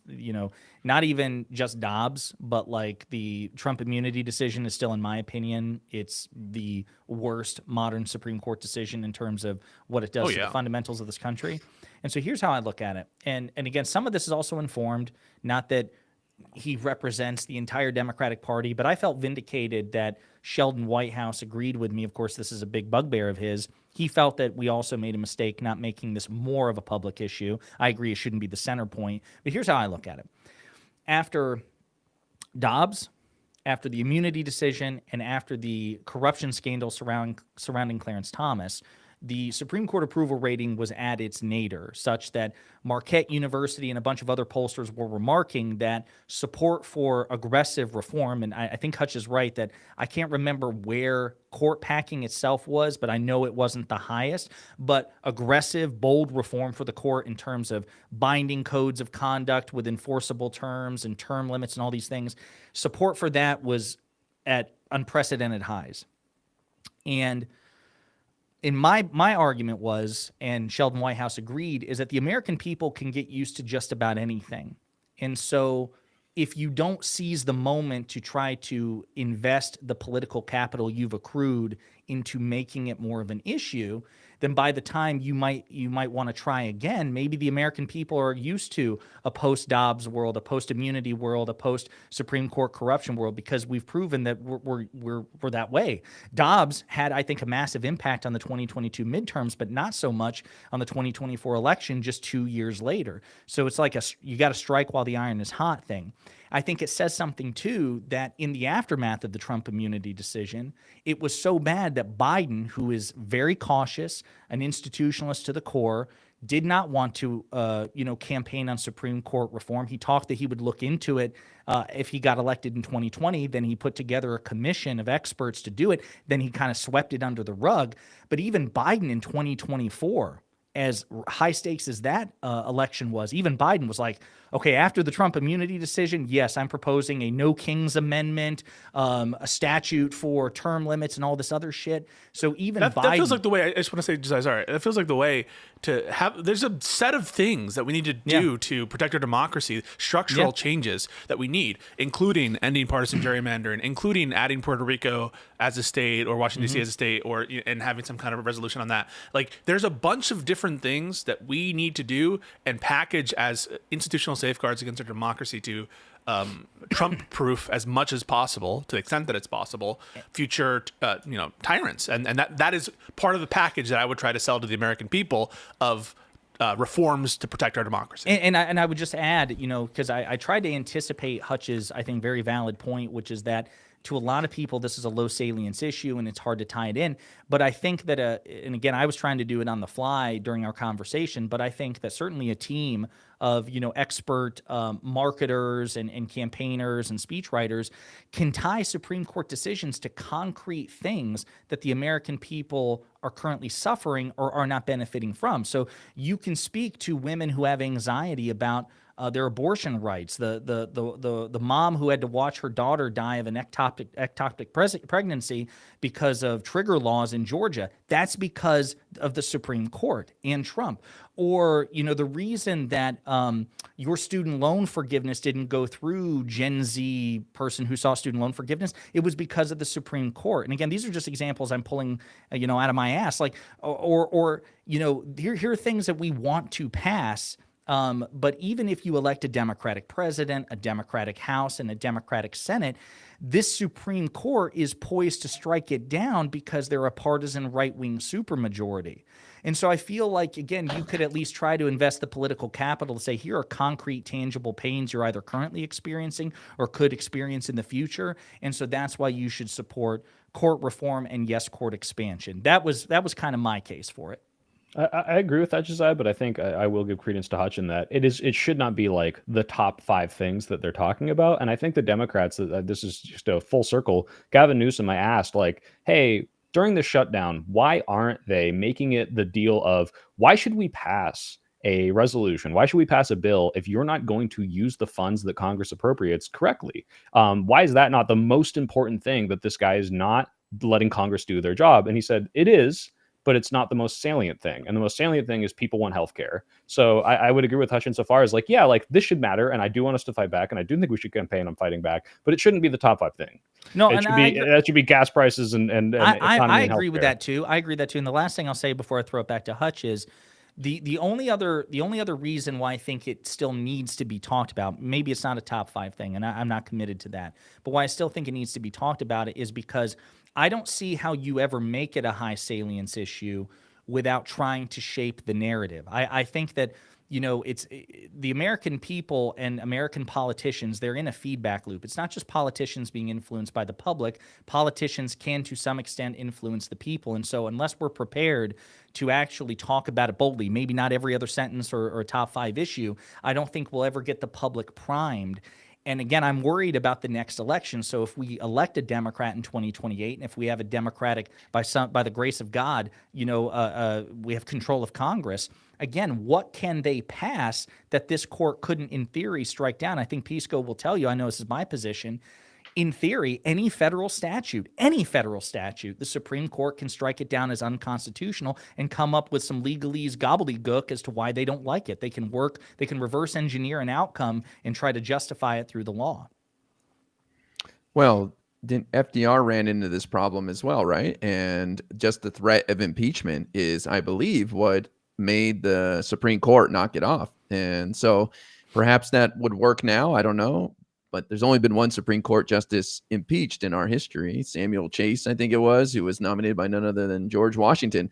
And that caused the court to change for like 100 years. So I'm willing to believe that perhaps a threat of impeachment might even push these guys. I know it sounds crazy in today's day and age, but that might do it too. I think FDR had majorities that made that vaguely possible, whereas we're not going to ever have, because you would need 67 votes in the Senate to impeach. Sure, but just the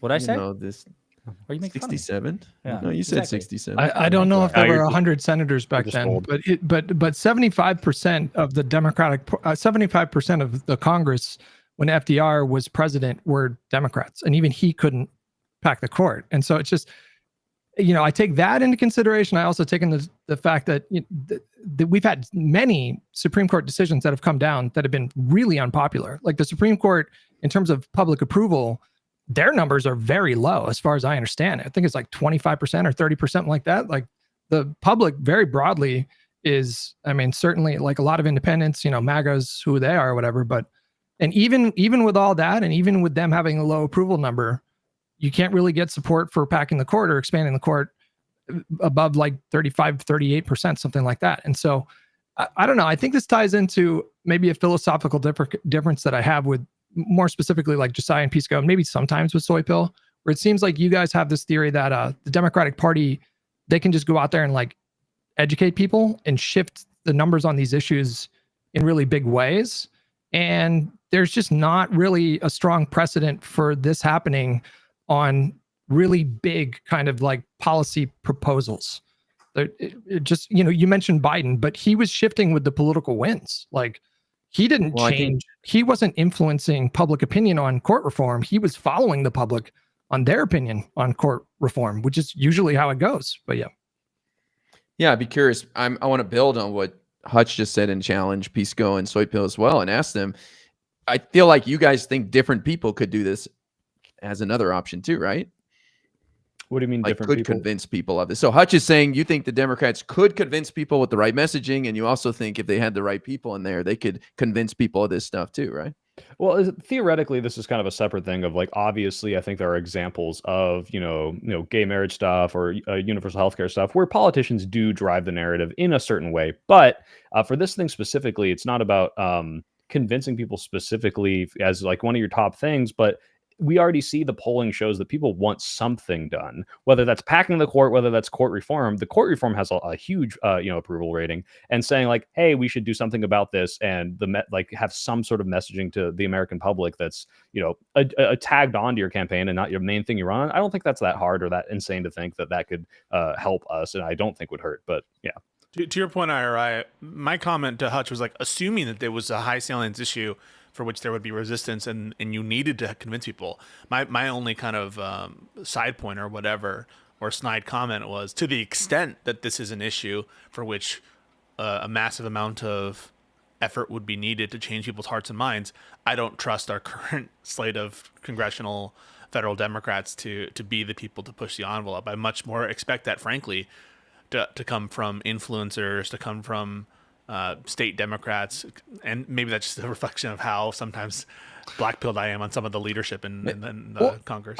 But maybe I feel like I come from there. That's what I'm saying. Like, I feel like I agree with you because, again, I support expanding the court in principle, but I do think that needs to come more from like the media, alternative media, the arts, and just kind of the public shifting over time.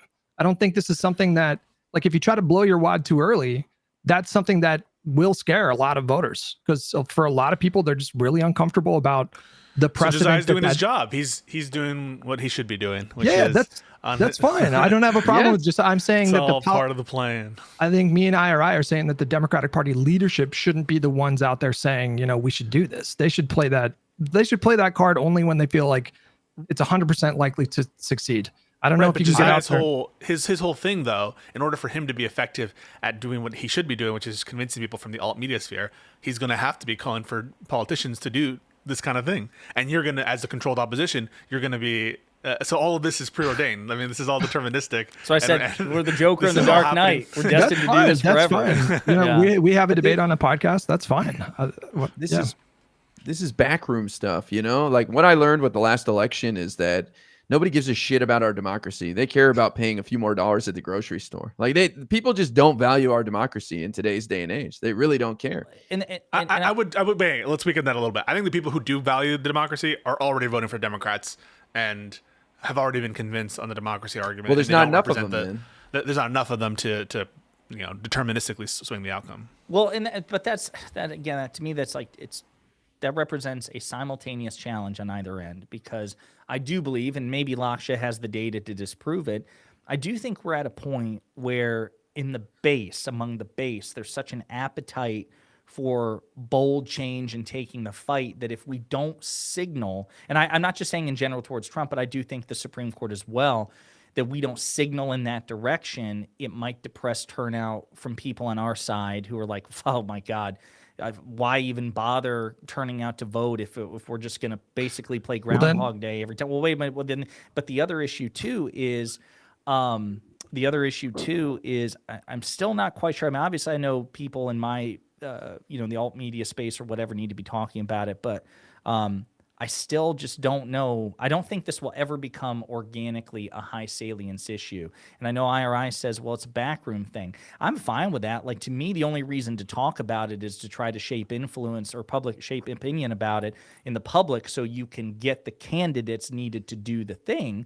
But yeah, I mean, if we had a perfectly synchronized thing where it's like we all understood, like, hey, listen, we're not going to talk about expanding the court, but we all understand from Jared Golden all the way to AOC that if we get the majority, you bet your fucking ass that's what we're going to do. I just don't know if that's possible. Like, that's almost like a conspiracy at that point to try to corral, however many 300 different lawmakers between the House and the Senate into doing that sort of shit. So I think that's why I'm saying, realistically for me, I think the only way you can ever create the circumstances is if you have politicians openly pushing the party, saying, yes, I will do this, and you should be pushing other people to do it too. Yeah, it's not that you can't have politicians making the case for that. What we're saying is that this is something that just tactically should not come from leadership. Like, it has to come from people beneath them. And you spoke to the idea of like the idea that the base, there might be some people in the base that are not motivated to show up and vote. If I don't know if you were making this particular case, but just for example, like if the next nominee said, I'm not going to run on expanding the court, you're worried about that depressing the base. I would say that indicates that we have kind of a problem with the base right now, because the big challenge for the Democratic Party right now, and tell me if I'm wrong, but you have to simultaneously court a sufficient amount of people in the center who decide these elections while keeping your base also excited. Pisco, you're cringing, but yeah, I'm cringing because why can't Schumer just be wrong? I mean, look, everyone has to be wrong before Schumer and Hakeem Jeffries. Maybe it's the leadership that's wrong. Maybe the base is actually based. Hold on. I want you to just acknowledge. Do you agree with me that that's the challenge for the Democratic Party? No. Are you suggesting that the Democratic Party can win off their base alone? No, I'm not saying that. then you have to take my position. What are you talking about? No, I don't. No. So your position is that the problem with the Democrats, the main problem with the Democrats, is finding like a winning coalition or something, or triangulating a position that will appeal to these various different subgroups. That's what you said, right? No. What I said was that if there's somebody in the Democratic base who says, well, I don't know if I want to vote for the next nominee because they don't want to expand the court, that's a problem with that person. Do you understand what I'm saying? Like, you would agree that that would be kind of a crazy thing to do, right? I just find that as changing the subject, right? So yes, it's a problem with that person, but aren't we analyzing the strategy of the politicians at this point? Like, I'm happy to look at the individual voters' culpability. I do it all the time when we talk about like the lefties who didn't vote for Kamala Harris. I mean, that's a problem with that person. But if we're analyzing like the appropriate strategy for the Democrats, you kind of have to take the incentive structures of the different constituencies as they are, and we're not analyzing the normative outlooks on those voters, but on like the policies that the leaders are doing, right? But if the party is focusing on trying to cater to that voter who says, I'm not going to vote for the next person unless they support expanding the court, they're going to lose every election. I don't understand why. For the presidency? So if they focus on their base, you're like, that will necessarily cause them to lose elections. I just don't know what the argument for that is. If they're exclusively focused on, because my whole thing was that it has to be a balance. Like the Democratic Party right now, and to a certain extent, the same thing applies to Republicans, I suppose, but less so maybe. But like the challenge for the Democratic Party is balancing that. Like you do have to so appeal there's an to assumption. sufficient. I think there's an assumption in what you're saying. Hold on, wait. Let me finish what I was saying. My point is that this hypothetical person who says, I'm not going to vote for the next candidate unless they support expanding the court, if the party focuses on just trying to make those people happy, which is just meeting a set of demands, they are going to lose every presidential election moving forward. I don't agree. I don't think you made that case. I think the embedded assumption there is that appealing to the base will necessarily push out people in the middle. I've not been convinced by that. I think, if anything, the Democrats should be more appealing to their base right now, so they have a group of warriors among their base who's excited to push them. I think there are a lot of like follow-on effects to having this, this break in support from the base to the leadership, and those after-on effects, those externalities, are causing this sense of malaise among Democrats where the brand is shit. And when there is no conjunction, when there's no support from the base to the leadership, and that connection has been severed, I just think you're a chicken with your head cut off, and you don't have the needed energy and enthusiasm you need, which I think matters more than like triangulating a moderate position that in the abstract and in isolation is likely to appeal to the most people. I think the problem for the Democrats is the truth is not in vogue right now. Like it's not sexy. It doesn't go viral. Real solutions are not what people are looking for. And the Republicans are leaning into lying and bullshit and quick fixes. And Democrats refuse to engage in that right now. That's what I think. You got to play the game, man. There's a brand problem. And fixing the connection between the base. Mamdani? Free buses? No, bus listen. Like, what would the solution be? I'm not here to tell you that. This is the problem, Pisco. Now I'm going to rough you up like Hutch. Well, hang on. So you're asking what you're leaving me with. What is the brand that the Democrats should pursue?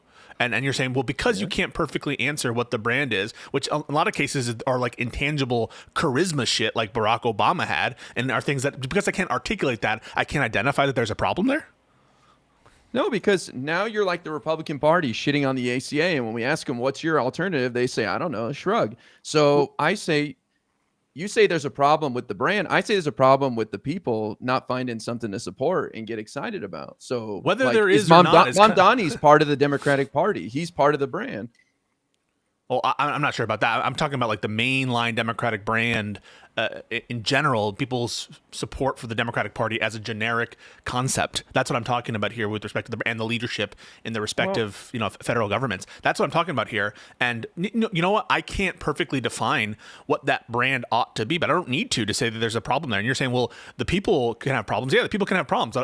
Regardless of whether the people have problems, the brand there's an issue here. And I'm identifying through polling and other issue. And Lakshya will say the same thing. Why do you say the brand has an issue? Because the Democrats right now are more unpopular than Trump is. That's an issue, isn't it? Yes or no? What? Is that an these issue? are polls. Is that an these issue? Are same polls. Is that no, it's not an issue? It's not an issue that Democrats are less popular than No, Trump. It's not. Okay. Because these are the same polls that said Kamala was going to win Iowa by 4 points. So I don't really buy them. Number one. Number two, the proof is and Seltzer. We've been winning every special election. I don't care what bullshit people say. We've been winning them. We've shifted the electorate 13 points to the left on average. So there's nothing wrong with the brand. What we had was a geriatric candidate that fell apart in the final year of the election, wasn't able to defend himself vigorously. And then Kamala got thrown in there for 3 months. I mean, people might say it's excuses, but this is the truth, man. Like, our brand is hot. Look what they're doing with the ACA right now. People like this. We are right in tune with the American people and this bullshit of their rising insurance premium. See, I hope you're right. How is that bad? I listen. I think that the stand the Democrats are taking on the shutdown is, it's not going horribly. I think that actually it's going decently. I think it should have happened sooner. But it's brilliant. We should be up 8-9 points. IRI. We should be up 8-9 points. And you're saying that I don't believe the polls. I don't care about the polls. You're never going to be up 8 or 9 points when you're in the minority. How can you be up 8 or 9 points? Wait. Why do you say that? Of course we can, and of course we did. That happened in the Trump first term. That happened in 2006 when Bush was in his. I think we are up 8 or 9 points. To be clear. No, we're not. In generic ballots, that's crazy. Oh, we're no. up 1 or 2. Hold on. I thought you meant on the shutdown. No. I'm saying overall, on the shutdown, people are putting more blame on the party in power. Almost in terms of the polling on that's almost like regular compared to usually the person in power gets blamed for the shutdown, and I don't see the Democrats are doing any kind of. They're not fucking it up, which is something good, I guess. But I'll use different logic than IRI because I'm not gonna call into question the quality of the polls, but I think it matters less that the Democratic Party numbers are down so much right now because we're out of power. It kind of doesn't really matter. So you don't think it's a problem that the Democrats are polling worse than Trump? No. Of course it's a problem. It's a problem. So you disagree with IRI? IRI is I do. I think it's a problem, but I don't think it's as much of a problem as you're suggesting. I'm saying it's kind of predictable that their numbers would be low right now. In fact, it is predictable and in line with historical precedent.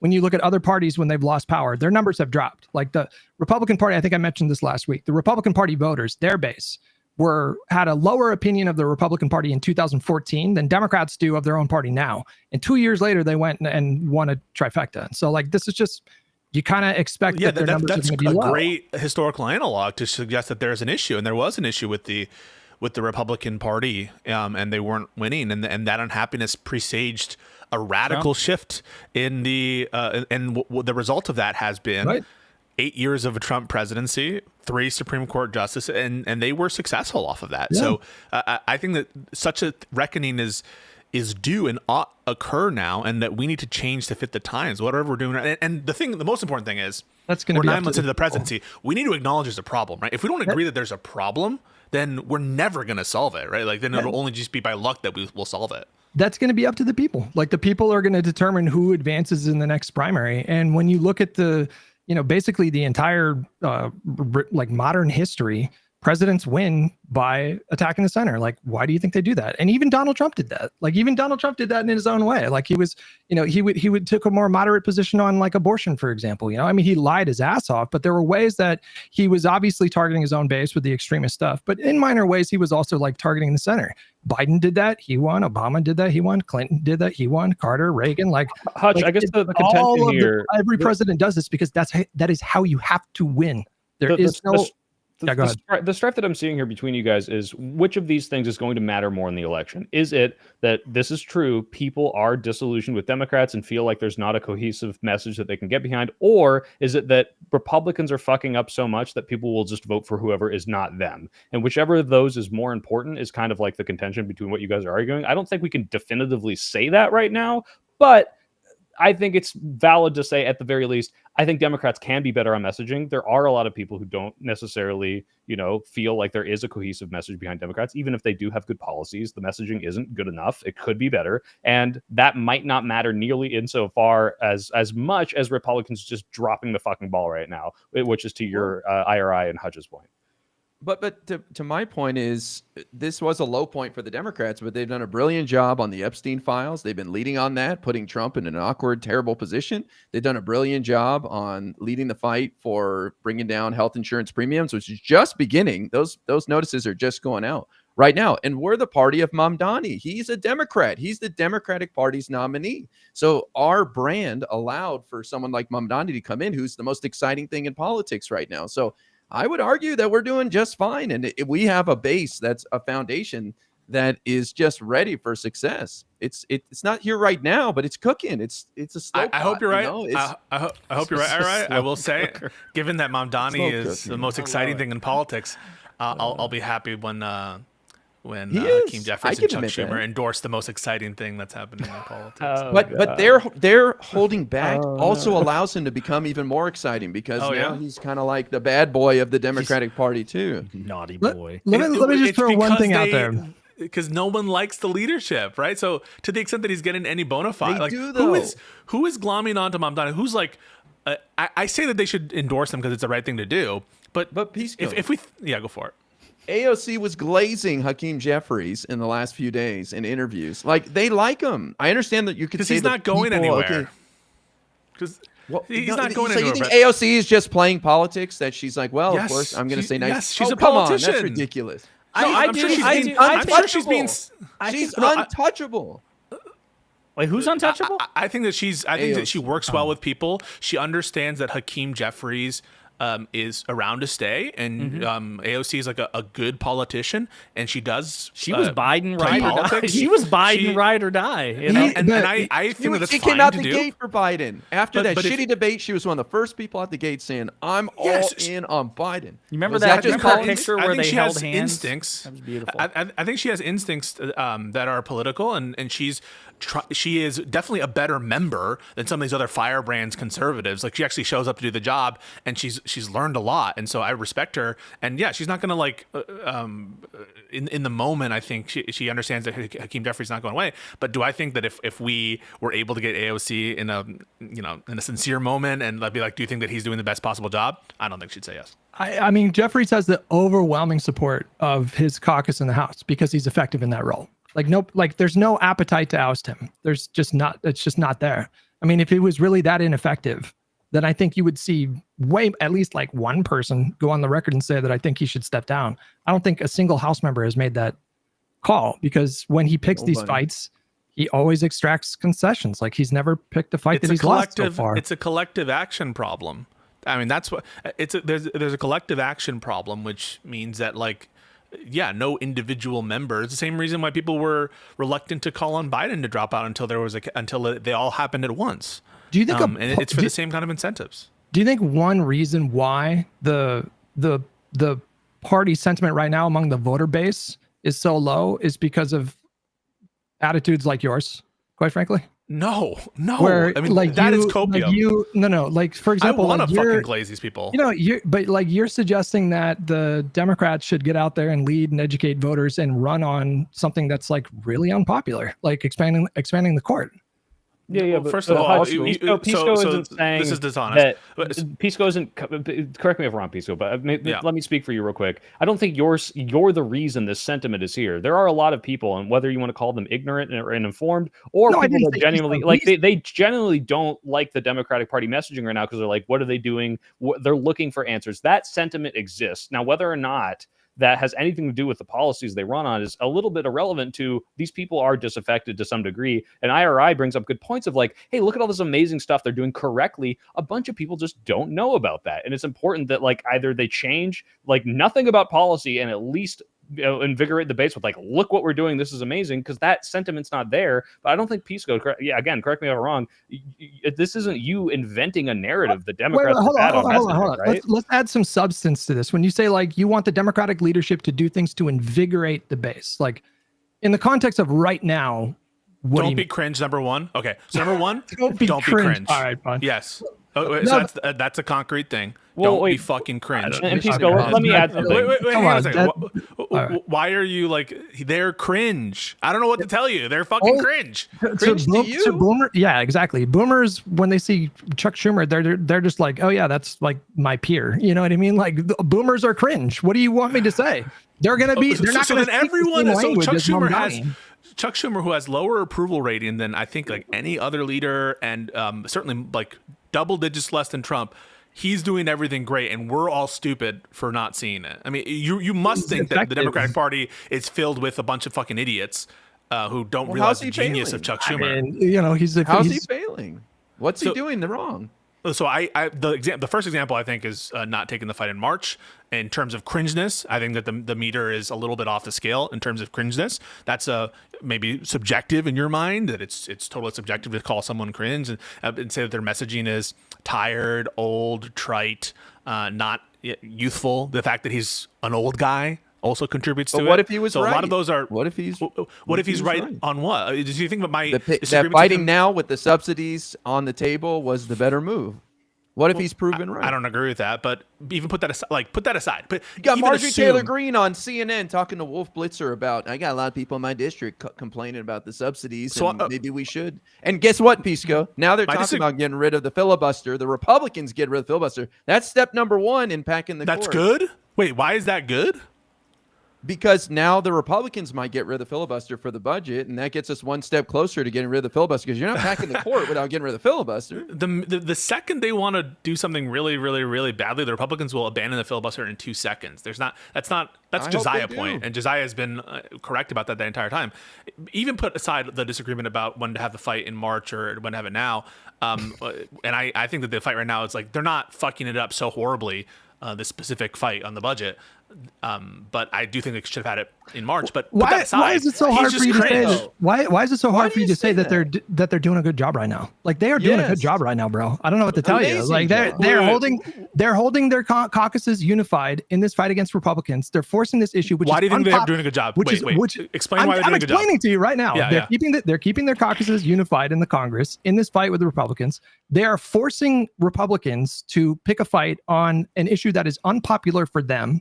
The public, by plurality, blamed them for this shutdown. Like, so you're going what else? Polling, right? What else? So two things you said there. One is keeping the so two things I extracted from that. You tell me if I'm wrong. So just don't say anything else. Just tell me if I'm wrong about the two things I'm extracting. Yes or no. The first one is that they're keeping the caucus together. Mm-hmm. That's something that you're saying is good. That's and the polling, right? Part of it. That's like So you agree that there were failures in March, correct? Because they didn't keep their caucus together. To IRI's point, Chuck Schumer. Wait, can you answer that first, and then you can explain? Were they failures when they didn't keep their caucus together in March? Can you answer that first? Can you answer that and then explain? Answer that question. Yes or no? Yeah. You have to be willing to allow for nuance. Yeah, I will, but just answer it first. Okay? Were they failures when they didn't keep their caucus together in March? And let me answer the question. To IRI's point, crazy. Chuck Schumer might be vindicated, and I had the same conversation with Jessiah. Because if he would have picked that fight back in March, where we didn't really have like a lot of popular things to fight them on, it would have undermined the fight now. Were they failures in March when they didn't keep their caucus together? At this point, I'm comfortable saying Chucky Boy was fucking vindicated. Wait. It was the right in March. move. So keeping the caucus together is an indication of success. Is that correct? Are you listening to what I'm saying? No, yes, I am. Because in March they didn't keep the caucus. Let's just make it clear. So one of the metrics of success. One of the metrics you I am very clear. It's very clear. Hutch, this is very clear. One of the metrics of success. One of the metrics of success that you gave was keeping their caucus together. That's something you just said, right? So in March, Hutch, in March, wait. You're not letting me get it out because you know it's crushing your argument. So in March they didn't. Not listening. March. Hutch. I'm just going to say next week when Josiah's not here, I'm going to abuse the mute. Let him finish, Hutch. Let him finish. You said just now one of the metrics of success for Chuck Schumer et al. Was keeping the caucus together. You agree they didn't do that. Can you let me finish? Yes. Because you know you're good. That's why you're not letting me finish. So they did not keep their caucus together in March, correct? Schumer did not. No. Okay. So that was a failure, wasn't it? Sure. Fine. Okay. Yes, it was an abysmal failure. Now, will you address my point that if he would have picked that fight back then, second thing you said, if he would have picked that fight back then, could it have backfired and undermined the fight that we're in right now? Could it have? Logically, is it possible that it could? It also could not have. It's such a meaningless thing to say. Could have. Could have just means it's possible. So you're positing that it was a failure because it wouldn't have. Right. What IRI and Hutch are saying is Schumer made the correct calculus that it probably would have, and it wasn't a failure because it's working better. Wait a now. minute. Wait a minute. Hang on. I got to correct you there. Wait, did you say Schumer and who? And Jeffries. Jeffries did not. No, I thought you said Schumer and Jeffries. Jeffries made a different calculus than Schumer back in March or April. Yeah, they weren't they didn't agree. The two leaders didn't agree in that point. There was no unity there. And I'm just taking the things that you are saying are metrics of success for these leaders. One of them is like unity and keeping the caucus together. That didn't seem to apply in March. There were other considerations. The other thing you said was polling. And if you're going to point to polling on the government shutdown, which I think is a little bit overdetermined by the fact that it's the Republicans in control of everything. But if you're just going to look at polling as an indicator of success, why wouldn't you look at the polling of them overall? It seems weird that you would, on this polling, they're very successful, and that, so I'm going to slice the data in this one way. And well, that's how do the you polling evaluate the success of like a shutdown fight? Like, what are you looking for? Well, I think that it's overdetermined. They're not doing additional harm. That's why I phrase it as them not fucking up, which is good, I guess. But it's not, it's the same kind of polling that you saw in previous shutdown fights when the Republicans had significant control of either Congress or the presidency. And so I'm not giving them extra bonus points. In your ideal world, let's say the March thing didn't happen. Like that was never a consideration. Right now, what would they be doing better? What would be the perfect PSCO shutdown? I think, wait, hang on. Doing the shutdown right now in terms of the issue they go on, is that what you're saying? Yeah. I think that healthcare and tariffs are fine. Or tariffs are fine. I think those are two good issues. But I don't understand what the point of this is. No, we're just saying they're doing a good job in the shutdown. So if you're saying they're not fucking it up, which is implying either mediocre or bare minimum, there obviously must be in your mind somewhere they're not exceeding expectations, is what I'm saying. Right, so, and what would be that expectation? My expectation is that the party that controls all branches of the federal government is going to get blamed for a shutdown. And so what I'm saying is if it were the case that it were like even, I'd be like, what the fuck? Like my expectation is that the party that's largely in control of the federal government, the courts, the Congress, and the presidency is going to get blamed. And so you're like, oh my God, they're getting blamed. But that should be your starting point. That should be your starting assumption that they get blamed. Sure. But again, then is it like they've maxed out on what they could be doing? Could they be doing something better? Like what would be better? The problem is it's a personnel issue. It's a personnel issue. It's ultimately they're too old and too cringe, and that's reflected in their polling. And no one buys the sincerity of them, and that's the issue. It's not a ideological issue. It's a personnel issue. It's about sincerity. It's about communication. That's the issue. Did you see any signs hating on Schumer or Jeffries at the No Kings protest? I didn't see any. Just the ones he was waving. But like, is that our new metric? Where Trump supporters, like the crowd sizes and the signs that we see, these are the metric. I thought we were people who are more looking at like polling and objective measures. I'm going to interject here. So listen, I think that I take it on the discrete issue of how Democrats are handling the shutdown. I would give them a passing grade for that as well. As far as whether I think that they are engaging with it optimally, I just don't know, because I don't know offhand how the Democrats' polling on the shutdown compares to historic examples. I do know that PSCO is right, because I think Harry Enton did something about this earlier. I didn't get to watch the whole thing.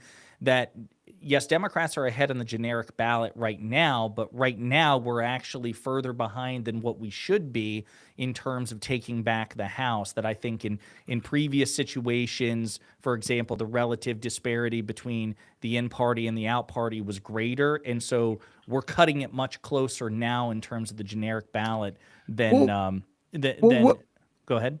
What do you value more in terms of like something that would be predictive of success next November? General ballot polling or the special election over performance margins? I think they're both important. And the reason that I'm not discounting the special election stuff is because we overperformed on special elections in 2023 and we lost in 2024. So I don't think they're outcome determinative. We actually won seats in the House in 2024. You know what I mean? So like that election, following 2 years of inflation, that should have been a fucking bloodbath. Just to be clear, like that should have been a fucking 30, 40 seat majority for Republicans in the House and 5, 6, 7 seat majority in the Senate or something. That was your expectation? I mean, our expectation was to win. That's what we wanted to happen. I can't believe our standards now is like the 2024. We're rewriting history so that, in 2024, we should have lost by sweeping landslides. Do you not understand? And that's our standard? Do you not understand the point that I'm making? Clearly not. What's the point? I honestly don't know how to help you understand the point that I'm making. You're saying what we should have expected out of 2024 are massive losses. In line with historical precedent and in line with the precedent that was occurring all over the globe. I think that we should take great care to not overinflate the strength of the Republican Party's position right now. They are not a politically strong party right now. No, and I don't think any of us take them to be a politically strong party. I just think the data currently show that we're not either. And again, I suppose if you just want to put all your stock on special elections, I mean, again, that's where wait a minute, that's bro. where like that's where that's where I think Laksha will be very helpful, and other data analysts like Laksha, because my understanding is there are two competing major elements of data. Is how do you look at like what is going on in elections right now? And also, what's the generic ballot look like? What do approval ratings look like? And yes, I agree. In two of the three metrics, we are doing exceptionally well. In the second metric, we're doing okay. We're doing better than they are, but not at the level we need to. I think, wait a minute, and then the third thing, the approval, we're actually incredibly substandard. But I think you can find like a unifying theory here, which is that I think what we're seeing in terms of the polling about the Democratic Party right now, especially with its own base. And then we square that with the special election overperformances, which are substantial, by the way. They're like double what they were leading into the 2018 midterms. I think what we see is a picture of an electorate, a Democratic Party electorate, that are pissed off but highly engaged. So I think that there's a lot of good reasons right now to feel optimistic about the course of the party over the next year. I would just say now, that's not to say that the party has no problems, and I agree with Pisco a lot of the times when it talks about like messaging and stuff like that. But I just feel like that kind of critique in the context of the shutdown is really superficial. Like, how do you think the Democrats should be real quick, Bubs? I didn't say that in two of the three metrics we're doing exceptionally well. I said in one we are. The second one, which is generic ballot, we are doing okay, but actually deficient of where we need to be according to Harry Enton and according to where we've been in the past. And then the third metric, we are incredibly substandard. So we're doing great, okay, terrible.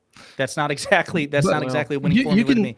Well, hang on. I was correcting him. I was correcting this chatter here. And as far as what you're saying, I would just say this.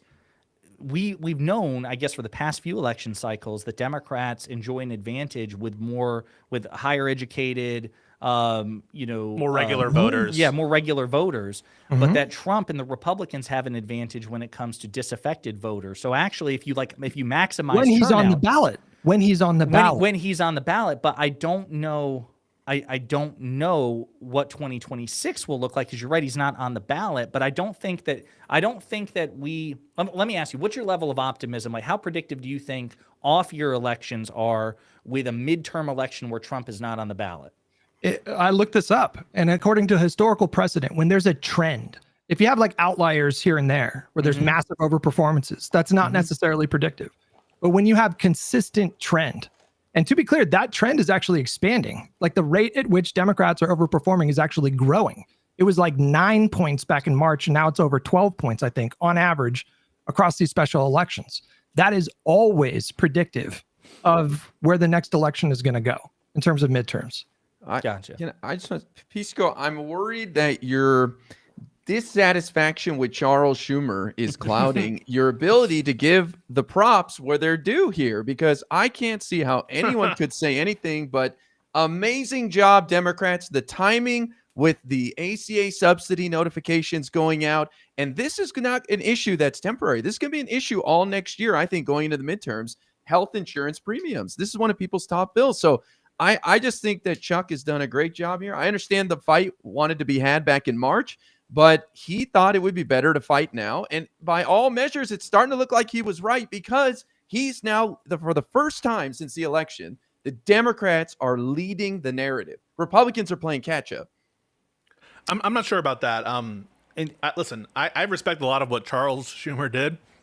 He's the senator of the state in which I reside, and I respect that he and Pelosi got some incredible legislation passed in their time, and in general are trying to steward the country in a generally better place. That said, my dissatisfaction doesn't really have to do with ideology. It has to do with ganas and fight, optics, messaging, communication, that kind of thing. And I'm just someone who just does not think that they're made for this moment right now. And but how can you see what's happening here and think it's like brilliant what's going on? It's like a C IRI. Like, my expectation going into the shutdown fight is being met. And that expectation, like I said, is that the Republicans are in power. They're going to get blamed for a shutdown. But the shutdown is not front of mind for like all these people. I think healthcare was going to be an issue regardless of the shutdown or not. Like not in March. Not in March, because March was before the big beautiful bill gutted Medicaid funding and before the ACA subsidies are. But it was when Elon Musk was top of mind, and Elon Musk was a huge driver of turnout for Democrats in the special election in Wisconsin, and it was an issue at a time when having that fight in terms of the destruction they're doing in the bureaucracy. I think there would have been more opportunity, and then you could have had the healthcare fight again right now. And so I just view that as a complete missed opportunity. And a lot of the benefits that we're getting in terms of optics, in terms of the substance on healthcare, those were just available to Democrats anyway. So I kind of view as yeah. What do you think Democrats could have asked for back in March? Yeah, so I think that they should have asked for Doge to stop. They should have asked for the Doge cuts, the money for USAID to go through. Those kinds of requests related to some of the Doge activities that were happening there, and really make Elon Musk the target of this shutdown, and take a stand in trying to at least curtail or buy time on the kind of rampage that Trump is doing in the bureaucratic state. And then you could have still had the fight in September as well. I don't think that these are mutually exclusive fights to have. Well, yeah, I agree. I agree with that. And listen, the only thing I'll say is this: like, even if I grant the other premises and the optimism, I mean, Hutch gave me a really optimistic worldview that I'm pleased by. That according to his data, it looks like our overperformance in these these off-year elections will be highly predictive of what we do in the 2026 midterms. That's Laksha when he comes on. But the only other thing, this is the next follow-up you should ask Laksha is, of course, that does not presuppose what the Republicans intend to do with redistricting, right? We're talking about the landscape as it is. It's entirely possible that they gerrymander their way into a nigh insurmountable advantage. No, I don't know if I don't know if that's true. Because like if you can get an environment where it's like D+6 +8 +10 or something like that, then you can't gerrymander your way out of that kind of a sweep. Like, I don't know if they can. I don't know. I'm trying to push against the total black pill of suggesting that the Republicans could potentially construct a district makeup. That's why I said nigh insurmountable. Like, okay, let me put it a different way. Let's put it in more concrete terms. You said we have right now reason to be very optimistic about 2026, presumably with the maps the way they are. So I want you to what is your take if they got the Voting Rights Act, or Section 2, and they gerrymander the maps, and basically, what is it? Was it 19 net seats that would favor Republicans if both of these things came into something like that? Yeah, it's a lot. Yeah, something like that. I follow a lot of like nonpartisan pollsters, and they're all saying the same thing. Where it's like it's bad, it's obviously bad, but the Republicans can't gerrymander themselves into like an insurmountable. What do you mean? But what do you mean by bad? So like I'm asking, losing seats is bad, right? Like we would end up with a smaller majority. Is what? So you would still be optimistic if they gerrymander like 19 favorable districts. You're saying it would just make our inevitable victory would be smaller. I would be less optimistic, but I would still be optimistic that we'd take back the House. I just think it would be with a bare majority. That's optimism. I've not heard that, so I am definitely looking forward to your conversation. I'm definitely looking forward to your. I listen to people that are smarter than me. We can ask. No. I definitely need to hear that, because what I've been hearing and reading from the Dan Pfeiffers, who I trust, and I thought I saw something from Laksha saying that yes, in theory, Democrats could still take back the House, but we would not be favored to. My understanding was the odds if they get 23 favorable seats due to redistricting, it's no longer 60-40 Democrats, 80-20 Democrats. It would be more like 60-40 Republican. That's my understanding. I'll give a metric, and I gotta say, I love my brother's IRI and Hutch. Yeah. Fears the mind killer and all that. If Schumer and Jeffries are able to pull a 15 or greater House majority and gain at least one Senate seat, I will give them their due. and I will say, maybe I didn't recognize their game. That's my metric. I'm laying it out right now. 15 seat majority in the House. If they do that, if they do that, will you commit to voting for Schumer in the next election? No, I will not. I will not commit to that. I tried for you, Hutch and I. For primary. Obviously, I'll go for him. For this metric, I mean, would you not at least give it to them if they got Republicans to get a concession on this shutdown, like a good concession? Like, would that not be enough for you? Like before the ACA credits? Anything like something other than the shutdown results in what was going to happen before. It's an actual concession from Republicans to end this. Like, would you not if they get a concession on yeah, I'll give them credit. I just don't think that's. Can I be honest with you? That is not muitually exclusive with my other positions. It wouldn't contradict anything I've said about they could have gotten a deal in March and they could for other stuff, and they could have also gotten this subsidy extension. This is just a good policy that the Republicans are vulnerable on. So I will give them credit for that because someone needs to do it, and obviously I will praise them for that. But it's not like any of my other criticisms go away. I just feel like when the Republicans were out of power in let's go back to 2021 where it was like a full trifecta. Were people looking to congressional leadership on the Republican side of the aisle to be the thing that drove the numbers for the party? I guess the point I'm trying to make is I would put that more on the DNC and then the state level Democratic parties to do what they have to do to win elections.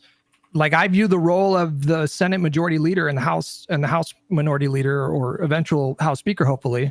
Their job is more about being effective in their role, which is knowing when to pick the fights and then being winning the fights that they pick. Those things feel just a lot more relevant to me in terms of evaluating their job approval. I think you need people in government to sort of channel the energy in online content. That's why Newsom has been so effective for a lot of commentators, and they're able to make 1,000 videos on base Newsom or base Pritzker or this or that, is because you do need people in these positions for Democrats to get excited about. And so I understand that there's a functionary ministerial / institutional role that is also very, very key. And I would not discount that at all for these leaders of their respective houses. I'm just saying that now the job is 55% beyond that role. 55% it's messaging and communication. 45% it's your job. Wait, hold on. I just want to. I know we're getting towards the end here, but I just want to. We have been watching the end.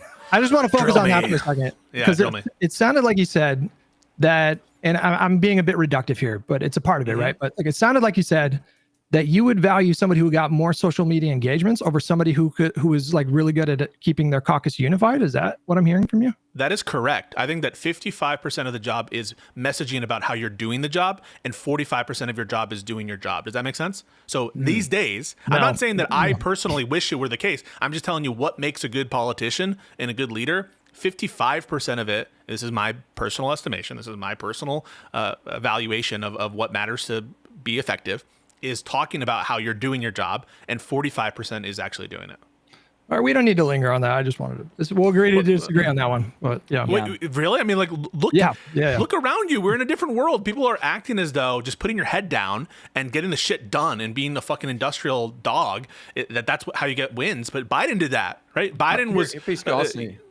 Go for it. Just briefly, I think what Hutch is saying is that you don't need every lawmaker to be on TV and making the case. You need, most of them are going to be behind the scenes just doing good work, right, Hutch? I mean, it's basically part of what you're saying too. Yeah, the fact that we have people like Newsom on our bench that are out there, that's great. Yeah. But he's also in a totally different position where he's got a super regardless of whether it's 55 or 40. People are underselling. My point is people are undercounting the value of communication. And yes, I agree. The Schumer and Jeffries, they have institutional roles that really, really matter. It matters to have generally a caucus that does more of its job, with the exception of who's the Kirsten Sinema stopped showing up to her job, and Fetterman apparently was bored and doesn't even want to be a senator anymore.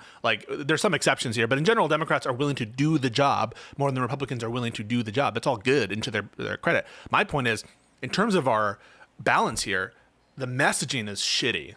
That's And why. Pisco, well, It's not because of me. Pisco, wait, It's wait, not because of me. It's not because of you're me. saying also Pisco, you're saying Hutch and IRI. I'm glad you're crediting. Yeah, like Newsom is doing this well, and not everyone needs to, but there needs to be the leader doing it. And right now, Newsom is not the federal leader. Maybe he will be one day, but like Hakeem Jeffries and Chuck Schumer aren't doing a good job of that. I think Pisco is saying there needs to be someone doing that. Let me meet you in the middle, because I don't entirely disagree with you. What I think the difference between the only difference that I would kind of like insert here is that I think that they should hire like really good fucking teams, like hire Mamdani's team, get references from Mamdani's team, because they put on a fucking clinic for how to do political messaging. And now you're seeing all these copycats all over the country because they saw how good that shit was. Well, so I personally don't care. We met the tweet writer for Newsom, and he got applause. He is doing an amazing fucking job. He's probably a bigger fucking superhero than Newsom. Because listen, I like Newsom. Newsom's very good, but like when we credit Newsom rhetoric, 60% of it actually is from that fucking press office account like that Newsom himself that Newsom himself doesn't run. He's a very good debater, and I think he's very good at what he does, but so much of his profile is attributable to that press office account that he has very little to do with. But one criticism, Josiah, I asked him to call Trump retarded on stage. He said he wouldn't do it, so it's not happening. Well, listen, everybody has breaking their limits, news. I suppose. I'll just say this. I do think that when the party is out of power, I mean, I take your point about how important it is for the party in power to actually govern. And I would still say at this point, lesson learned from Biden, messaging is at least as important as actual governance because facts don't speak for themselves. But I would certainly agree with Pisco that when you are not the party in power, when right now the Democrats have no power, and to the extent that they are powerful and influential, it is defined purely in opposition to Trump. It's not actually by accomplishing anything, right? Because Trump's not really going to work with him on anything. That's why so much of the polling and motivation of the base is your job is to fuck Trump. You have one job. Your job isn't to pass meaningful legislation because you can't do that. It is to fuck Trump. And so that's where I'm with We need Pisco. to fuck Trump. Watch those numbers though. Watch those numbers. That's where if they extract concessions from this Republican Party, they will. Those numbers are gonna go up. So that's why. Wait a minute. You guys have been talking. Listen, this is my last show. This is my last chance. That's why I agree with Pisco that when you're out of power, I do think messaging matters more than how you govern, because again, the Democrats aren't governing. But the thing I was trying to say 45 minutes ago was, what? No, it's just true. You have been trying to say it for like an hour. That I was trying to say 45 minutes ago was, I'll be honest with you. For me, the extent to which I am crediting the Democratic Party at the moment, and I am, actually comes from the process itself. So you ask, like, what concessions could they extract?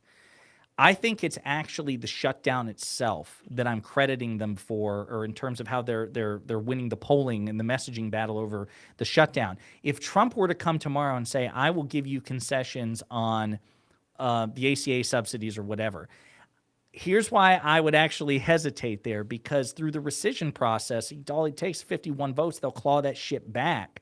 So it's like, there's a price for that.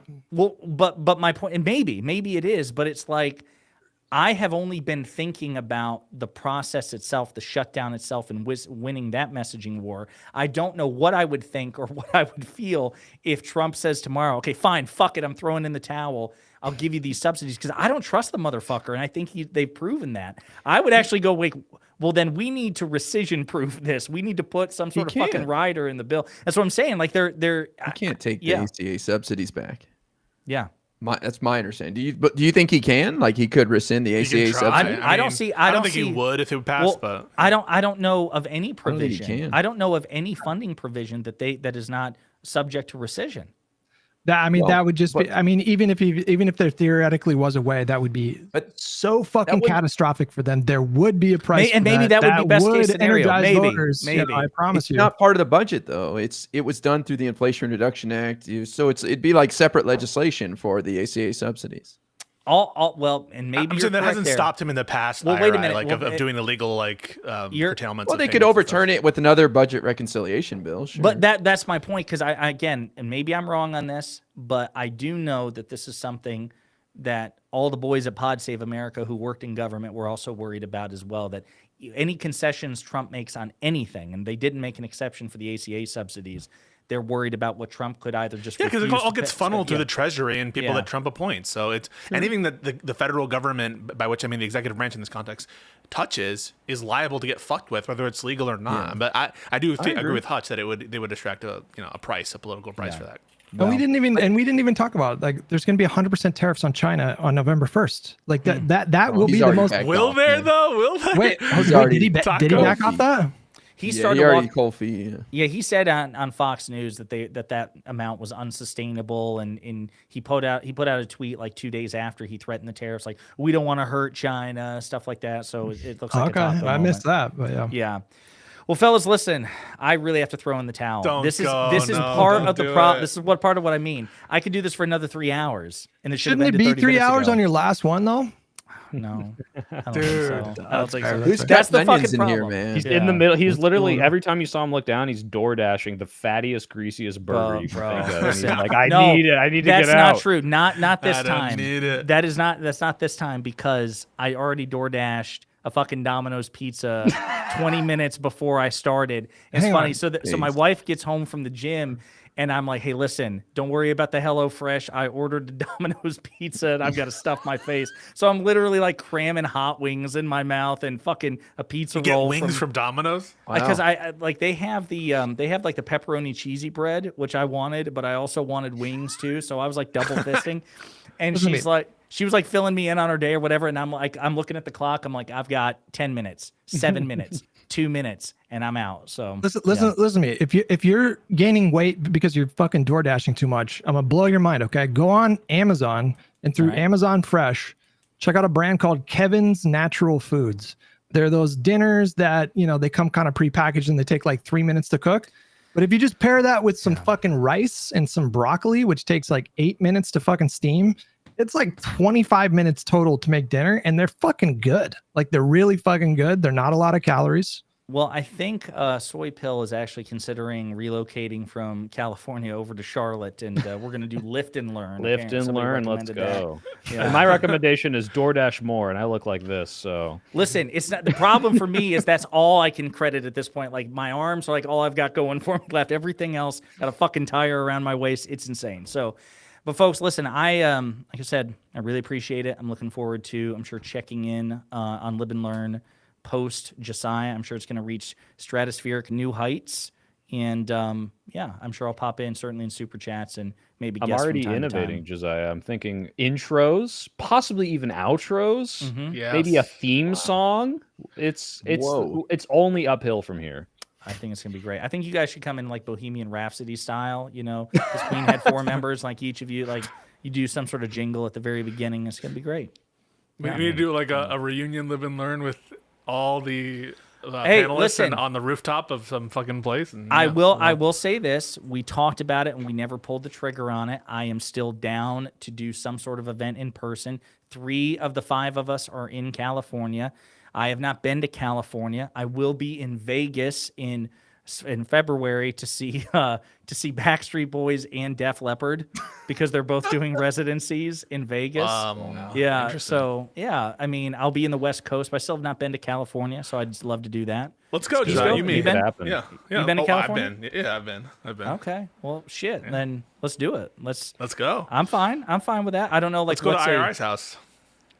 Hell yeah. I'm sure his roommate Obama would love to have us. That's right, Mr. President. I'd love to host you guys. It'd be awesome. Wait, are you just? And you don't have to get specific. I'm just curious. Like, are you guys even like vaguely near each other? Because California's a massive fucking state. Me and I are. And then in LA, are you in the Bay Area?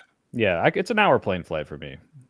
I drive up there all the time. I'm going up there in the beginning of November. Hey, do you have a fucking couch I can sleep on? Actually. Yes, I do have a couch. Put him on the spot. Okay. As long as I'm not allergic to he's my like, it's sticky. He's like, I love cats. He's like, it's sticky. I love cats. I steam clean it. Okay, it's not sticky. How many cats do you have? My roommate has 2. So 2 gatos. 2 gatos. I'm dead serious, by the way. Absolutely. It'd be great to meet you in person. Get an Airbnb. And I have an extra hat for you that you will be taking with you. As Oh, you understand give those that out?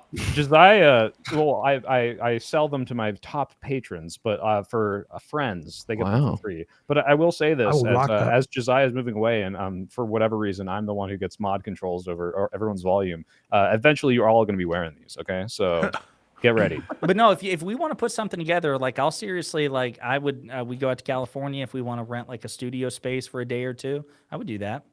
Hell yeah, let's do it. Yeah, Let's do it.